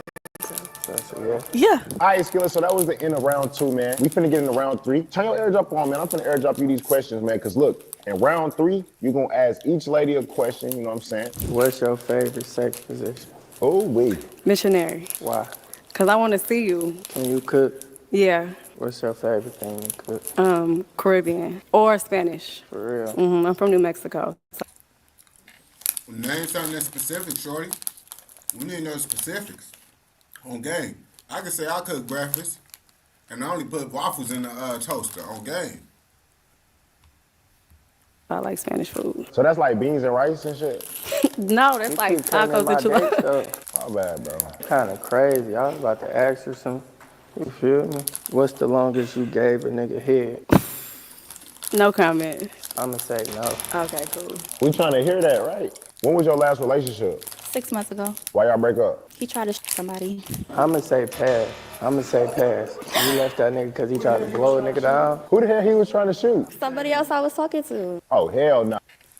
Bitch! Bitch, what? Bitch, you over here cheating, man. First of all, gang, if you crashing out over a bitch that's fucking, your ass is a goofy, gang. I'm never crashing out over a bitch that's fucking, sucking, texting another nigga back. Any of that shit, bro. I'm not dealing with that shit. I'm not crashing out because there's too many bitches out here for you to be crashing out. Cause just like how that nigga fucking on your bitch, you could go fuck on another nigga bitch. Yeah. That's how the game go, bro. And some niggas raw as hell to where they got a female that's untouchable. Shit. Ain't too many of them hoes out here though. You got one of those, you better have that money on though to make sure she don't think about all the fucked up shit you doing. Nah. When the nigga got you bent over the bed, you looking back. Of course. Is you loud when you moan? It depends. Depends on what. What you doing? If you handling it right. Mm-hmm. Do you spoil your nigga? Yes, I do. Would you rather a loyal broke nigga or a cheater with money? A cheater with money. Oh yeah, I'm gonna pass her. So she real. Hey. Loyal broke nigga or a cheater with money? I could do a loyal broke nigga, but he just have to have potential and he just gotta want to do something. But he can't be broke and just not on none, you know? He gotta want some money. I feel that too. Name 3 Skilla Baby songs. Black Force Music, Bay, and Icky Vicky. All right, what's your favorite Skilla Baby lyric? Niggas telling me to chill, but I'm not. You see, I ain't gonna cap. This the first motherfucking rapper I done seen where the females actually can name the songs and name lyrics and all that shit. But that's because Skilla is actually a female rapper artist. What the fuck? That shit don't even make sense. He a motherfucker that appeal to the female audience type shit with his raps and shit. On game. Oh yeah, she passed too. 'Cause I can tell she would beat the shit out of somebody too. That's a violent lyric. That's the one. Yes, I'm saying yes. Are you nasty? As nasty as I can be. For For my nigga. For your nigga? Mm-hmm. How many niggas you had on Finsta? What you mean? What kind of question How is many that? niggas you fucked on Finsta? Not a lot. Not enough. Not enough? Not you. Oh, yeah, pass. Yeah, yes. All right. How you doing? I'm good again. How you doing? Let me look at my notes. What's the nastiest thing you ever did? I don't want to say that. Give me another question. I'm No? gonna pass. I'm gonna say no. How you doing? I'm good. How about you? I'm good. How old are you? His freaky ass wanted to hear that shit. But now, man, bitch, if I ask you a question on this game show, you're not trying to do it now, I don't know. I don't know if I want you now. Especially if the next female willing to answer the question. But then, maybe she did some nasty ass shit that she has someone of it. Nah, but what for some fucked up shit? I don't know, man. How are you? 22. 22. When you turn 23? In March 14th. I'm a Pisces. You a Pisces? What's that? A water sign. That's a water sign? Yeah. Coochie water. You want me to say yeah? I can't say that on I want you to camera. say yes or no. Yeah. Oh, yeah. Yeah. What's the nicest thing you ever did for one of your past niggas? Because we know you don't got a nigga right now, right? Right. Type shit. Well, I bought him a Hellcat and then he wrecked it. What the fuck, Skilla? Then he wrecked it like a few days later and he was like, oh, listen. He was like, oh, the insurance claim, we can get the insurance claim money, but I need $14,000 to fix it. I gave him the $14,000 and then he didn't go and. Is you lying? Bitch, now we need to know what did she do for a living. Now we gotta figure this out because if they don't ask what the fuck she do for a living, I'm gonna be mad, bro, because bitches be lying all the time. Fixed it. Like he didn't get the insurance claim money. So that's the nicest thing that I did. So you tricking on niggas. Maybe. And your teeth white too. All right, but you still got to ask her your own questions and shit. I don't want to. You don't want to? All right, I got another question for you, right? Yeah. If Skilla gave you $10K right now to invest in something, what you investing in? I would buy clothes and flip it. You did that before? Yeah, I do it all the time. You got a clothing business. It's not a clothing business, but I just invest in stuff and then I flip it. You be taxing? Yeah, hell yeah. But people paying, so what? I'm gonna say yes, because you get money. How you feel about sex on the first night? Mm-mm. Mm-mm. Mm-mm. Why? Because She look like the type that's not going for that shit. I ain't gonna cap to you. Like, she look like the type you gotta play that role a little bit with her. Some females you gotta play that role. Some females you don't gotta play that role. It depends on the female. She look like the type of female. Look at her face. She finna say, "Oh hell no," she not going for that shit. I feel like genuinely, when you meet a nigga, that's the first thing a nigga want is to have sex. But it's more to life to me than just sex, you know? That's hard too. Yeah. It's just more to life. That's hard. If you drunk, who the first person you call? My best friend. Oh no, I'm past you because you ain't say me. You ever fought a girl over a nigga? Nope. You ever been in love? Yeah. How long ago was it? 4 months. You got it. Nah, that's kind of bogus, bro. Why the fuck would she call you? Nigga, she don't even got your number, buddy. She don't got your fucking number. She don't even know who the fuck you is. You just a rapper. This her first time ever meeting you. So why the fuck would she call you, gang? Come on, bro. These motherfuckers just be saying, she could come over here with me. I ain't gonna pass her. She could come over here with me. Don't worry. Don't worry. When I get one of these videos, make sure y'all got her. On gang. For church? Yeah. You pray? Yep. Let me say yes. What's your type? You. It's like no good people for real though. Good people? Oh yeah, bitch, Good people. How you feel about sex on the first night? I'm not really a sex on the first night type person, cause I like to get to know. Nah, she look like the type, bro. You could tell the type of females. Like, you could tell that she not going for that shit, but she damn near want to, but she just trying to keep up a little image and shit. You know how them females be. People, I gotta see if I fuck with you first. How many nights? Depends on how many nights we get to know each other. How many nights y'all gotta get to know each other before you first? A week, 2 weeks, You 3 trying to weeks. figure out What's his the range. wildest place you had sex at? A balcony in Cabo. You like your hair being pulled? I do. You like a nigga put his thumb in your booty? I do. Spit? Bro, yo freaky. Hey, this nigga too freaky, bro. What he doing? He gauging her out so he could figure out how he finna be able to get her. Every day that he asks, this is the shit that he really finna do. That's why he like, all right, so how long does it take for a nigga to be able to, be with you? Yeah, how long? Okay. This is some good information, because his ass finna use that information after this shit. His ass most definitely finna try to stick his thumb in y'all booty. Okay. Yeah. In your mouth? Yeah. Oh yeah. I'm gonna say yes. You like girls? Sometimes. Last time you dealt with a girl? Last December. Last December. I'm gonna say yes.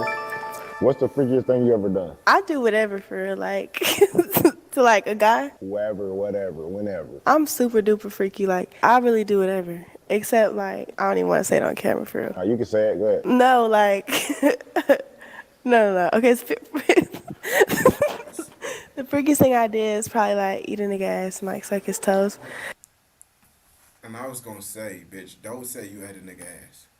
And you said you ate a nigga. Bro, hold on, gang. If you a dude, bro, why are you trying to get your ass ate by a bitch? That's a little bit, I guess motherfuckers say it ain't, because it's with a female, but still, you getting your ass ate. That's a very feminine thing to do, bro. You gotta bend over and spread your cheeks for a female. Oh no, bro! Whoever that is, folks says like his booty to get played with. If a dude like his booty to get played with, something wrong with him. I ain't gonna cap. He defective for sure. I'm kind of cool on that. I knew it. All right. All right, Skilla. So look, this is round 4. You're basically from the speed date 5 ladies, right? You get a speed date, like I said, 5 ladies. But it looked like you got more than 5, so we finna have to chop the line down. Cool? Smooth. I had to get rid of some of these. It's a hard decision. You gotta ask him to eliminate at least we have 1, 2, 3, 4, 5, 6, 7, 8. You gotta eliminate 3 people. No, call him 2 people. Have him eliminate 1. You gotta eliminate 3 people. 1. Say 1. I ain't got nobody else to call. All right. Her and the black gotta go. You talking about he don't got nobody else to call? Nigga, what the fuck you mean, bro? It's for you, guy. This interview for you. Like, this shit. Like, I don't know. Folks ass is a little bit of a weirdo. I ain't gonna cap. Like, folks, I ain't gonna cap. He a little bit of a weirdo for sure. Not light skin, she called. Who gotta go? There's a lot of people in black. Who gotta go? Little dark skin one, short one got. I bet you all the females, look at her face. She like, yeah, I ain't fucking with that. None of these females fucking with what he doing. I promise you, bro. Soon as they got that shit, they was talking shit like, yeah, folks might be a little bit, you feel me, on the sweet side. He steady calling a nigga and ass this and that.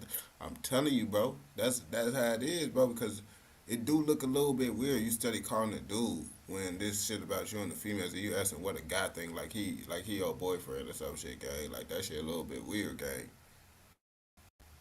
Gotta go. He said she gotta go. Little mama, you gotta go. You look like you 16 or something. Who, her? Right there, yeah. He said she gotta go. Well, Do you agree? yeah. I know, Kanye, I don't bash women. She gotta go. Mississippi. You tripping. We ain't doing all that, yo. Do you feel like he did a good job? You want to bring something back? I don't bash. Alright, so also you see he tripping, so okay, so he got a little bit of respect to boys. He ain't bashed your whipping and shit, but that shit's still a little bit goofy what he was doing steady calling. Women. So you want to bring something back? It's up to you. Nigga, it's up to you. No, it ain't. You like your 5? I like my 5. All right, then we good. We get started then. You like your 5 type shit. So it's all that matters. All right, Skill, I'm going to put a minute on the clock for you. I'm going to pass you the mic. You guys are going to talk speed date for a minute. Y'all timer started now. How you doing? I'm doing good. How you doing? I'm good. What's your favorite color? I like lime green. Yeah, that's my favorite color too. Really? Green for sure. And then black. I could deal with black. Yeah. I mean, they say black is kind of like a shade, not a cover. But that's what a smart ass, nerdy ass motherfucker would say. You know, you hate it when motherfuckers be like, you say something like, well, technically, that's not an actual color. Get your lame ass on, bro. Where you from? I'm from Chicago. I grew up in PA, and I live here. PA, that's Pennsylvania. Yeah, Pittsburgh, What part? Pennsylvania. Pittsburgh. Mm-hmm. Mm-hmm. If you had to go, choose anywhere in the world, where you would go? To live? Mm-hmm. I would No, live. to visit. Oh, Thailand. Thailand. Where would you go? I'll go to Africa, Why Africa? motherland. Okay, heard you. Why Thailand?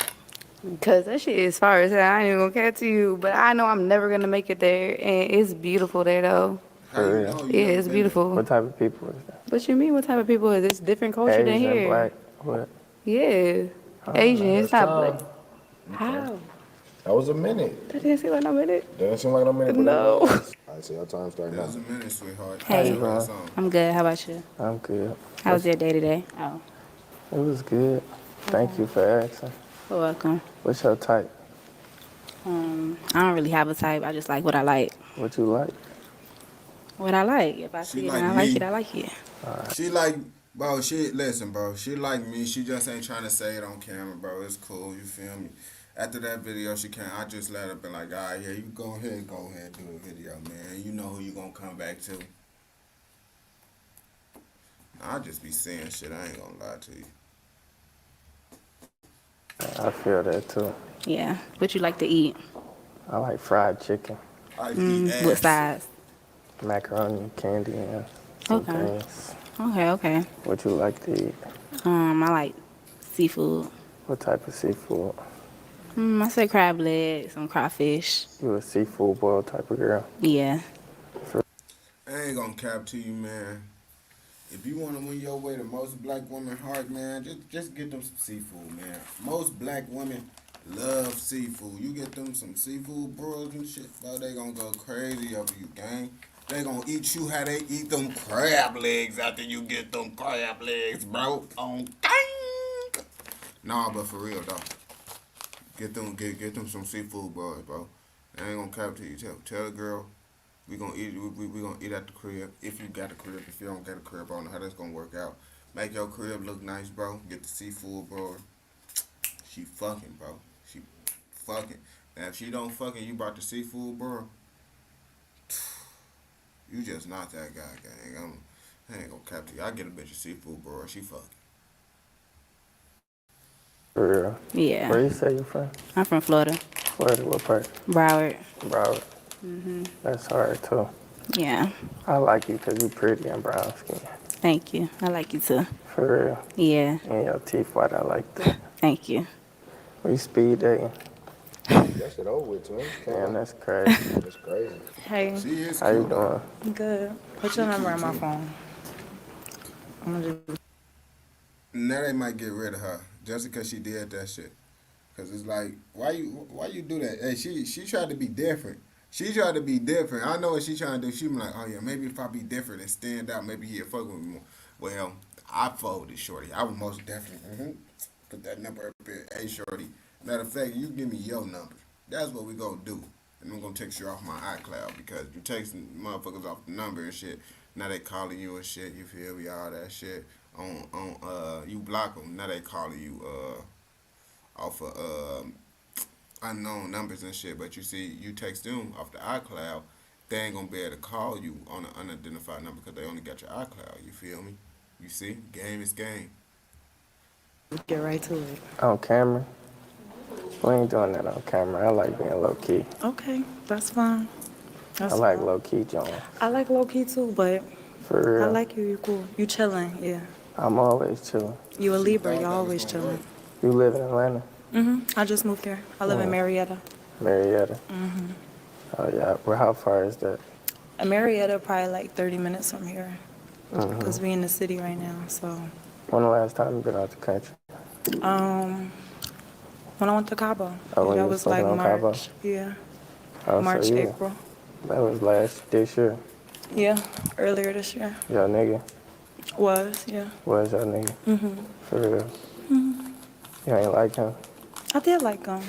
Why y'all break up? He wanted to explore, and I wasn't with that, so. All right, that's time.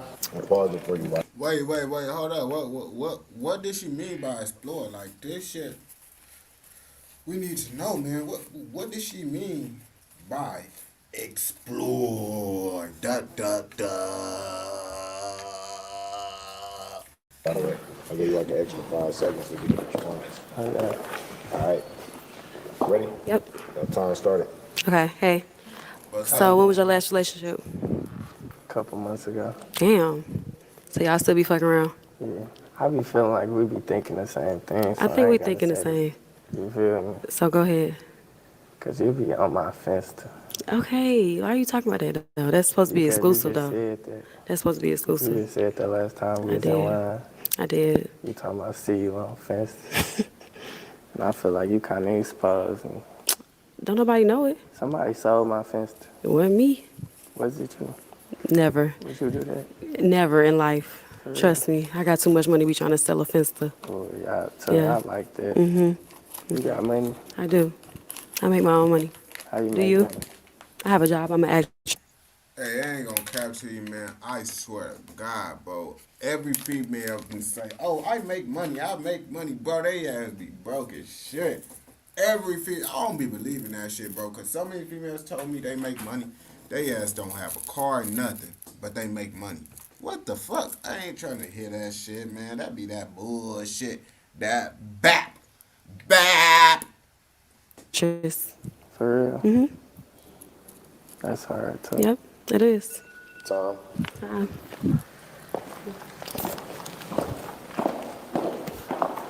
What's up? What's up, shot? All right, so what would you do if you weren't doing what you're doing right now? I don't know. I'd be investing in something. What would you do to me? What I'd do to you. Mm-hmm. Can we talk about that later? Yeah. How old are you? 25. Mm. How old is you? 22. For real. Yeah. What year you graduated? 2019. 2019. Yeah. You young, for real, for real. Okay. I'm too young for you. I ain't gonna say too young for me. So what you?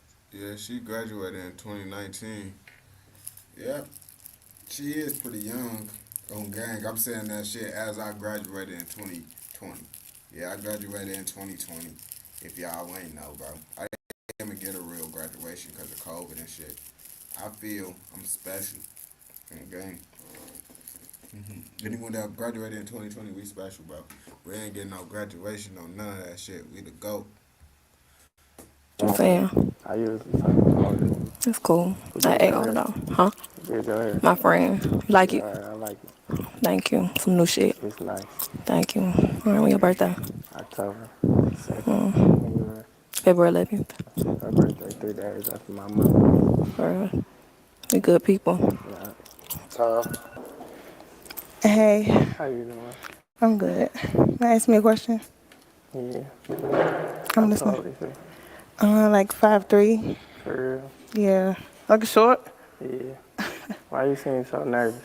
I'm a little bit nervous. You just too like nonchalant, like you too cool for school. I kind of can't read it. I ain't too cool for school. That's you cool. You cool. It's cool though. It look cool on you. I like it. Thank you. Mhm. When you go get your teeth done, I see you got veneer. Thanks. I gotta probably like March. March. I am a little shy. I'm a little nervous. You nervous? A little bit. You don't gotta be nervous. You just, I like it though. For real? Yeah. You like me? Yeah. Okay. You What cool. type of niggas you like? I like niggas that just like to go get up and do shit. I like to go, I like to have fun and shit. So I don't want no nigga that just want to just be bored in the house. I like to go do shit. And I like niggas that like to do. I ain't gonna capture you. Me, I be bored in the house, but I don't be bored in the house. I be doing shit like this. I be having fun working, doing all this shit. I honestly like to be alone. Like, I feel like me being around people, I end up fucking up. Like, I'm the type of motherfucker, I'm dedicated, I'm determined only when I'm by myself. When I'm around people, that shit don't work out. Like get money shit, you know? Like I like work niggas that through like to shit. invest in me. Now I try to pause it, so I'm not gonna work. Oh, Finish your sentence though. what was the What's question? doing shit though? I'm saying doing shit like fun shit. I want to go on trips. I want to go on fun dates and stuff. Like, like the shit I be seeing on TikTok. I be want to go do it. All right, cool. Yeah. Bye. All right, Skilla, so you speed dated these 5 ladies, Now it's time for you to pick who you want, right? I'm going to give you $750 to pick to the winner. You know what I'm saying? I told y'all, man, go click the link in the description, man, and get y'all $750 for them. So that's $750, right, Skilla? I showed them how I got that, man. Easy type shit. So look, right? Pick the lady that you feel, or do whatever you got to do to figure out who you feel like is your match for this video, cool? Give her $750 type shit and slide on God. I don't even want to do that though. What you want to do? I don't know. I'm gonna add 300 to it. You add can just 300 give it to to it? whoever. I had some loose ones. I'm gonna add 300 to it. You can give it to whoever you feel like, deserve the money. I ain't gonna choose though. You ain't gonna choose? No, I ain't gonna choose it. Why you ain't I ain't gonna do choose? that. I'm gonna be the first person not to choose. You're not gonna choose? Yeah, I ain't gonna choose. Why you ain't gonna choose? So I don't do that. So you want them to choose you? No, I'm gonna be a little bit more low key. You more low key? Yeah. So you see something you like and then you just go. I'm just be a little bit more low key. But whoever, you feel me? You can add the 300 to that. Thank you, No Love, Mar. Thank you, Johnny. I appreciate you. Type shit. You feel me? My guy. Shout out Skilla Baby, man. Okay. It was nice meeting you, ladies. Do he got a girlfriend? Okay, now if he had a girlfriend, I understand why he was doing all that shit. But at the same time, I don't know. I don't know, man. Folks' ass is confused as hell, bro. Now this, him doing this on top of just having the dude just doing all the shit. I don't know. Little bit questionable. I don't know what y'all think. But if you fuck with this video, which I know y'all do fuck with this video, I know your ass is gonna fuck with another motherfucking video. You feel me? Ooh, why this shit was so late? Alright. Alright, that's it for today. 3 hours. We finna hop back on live later.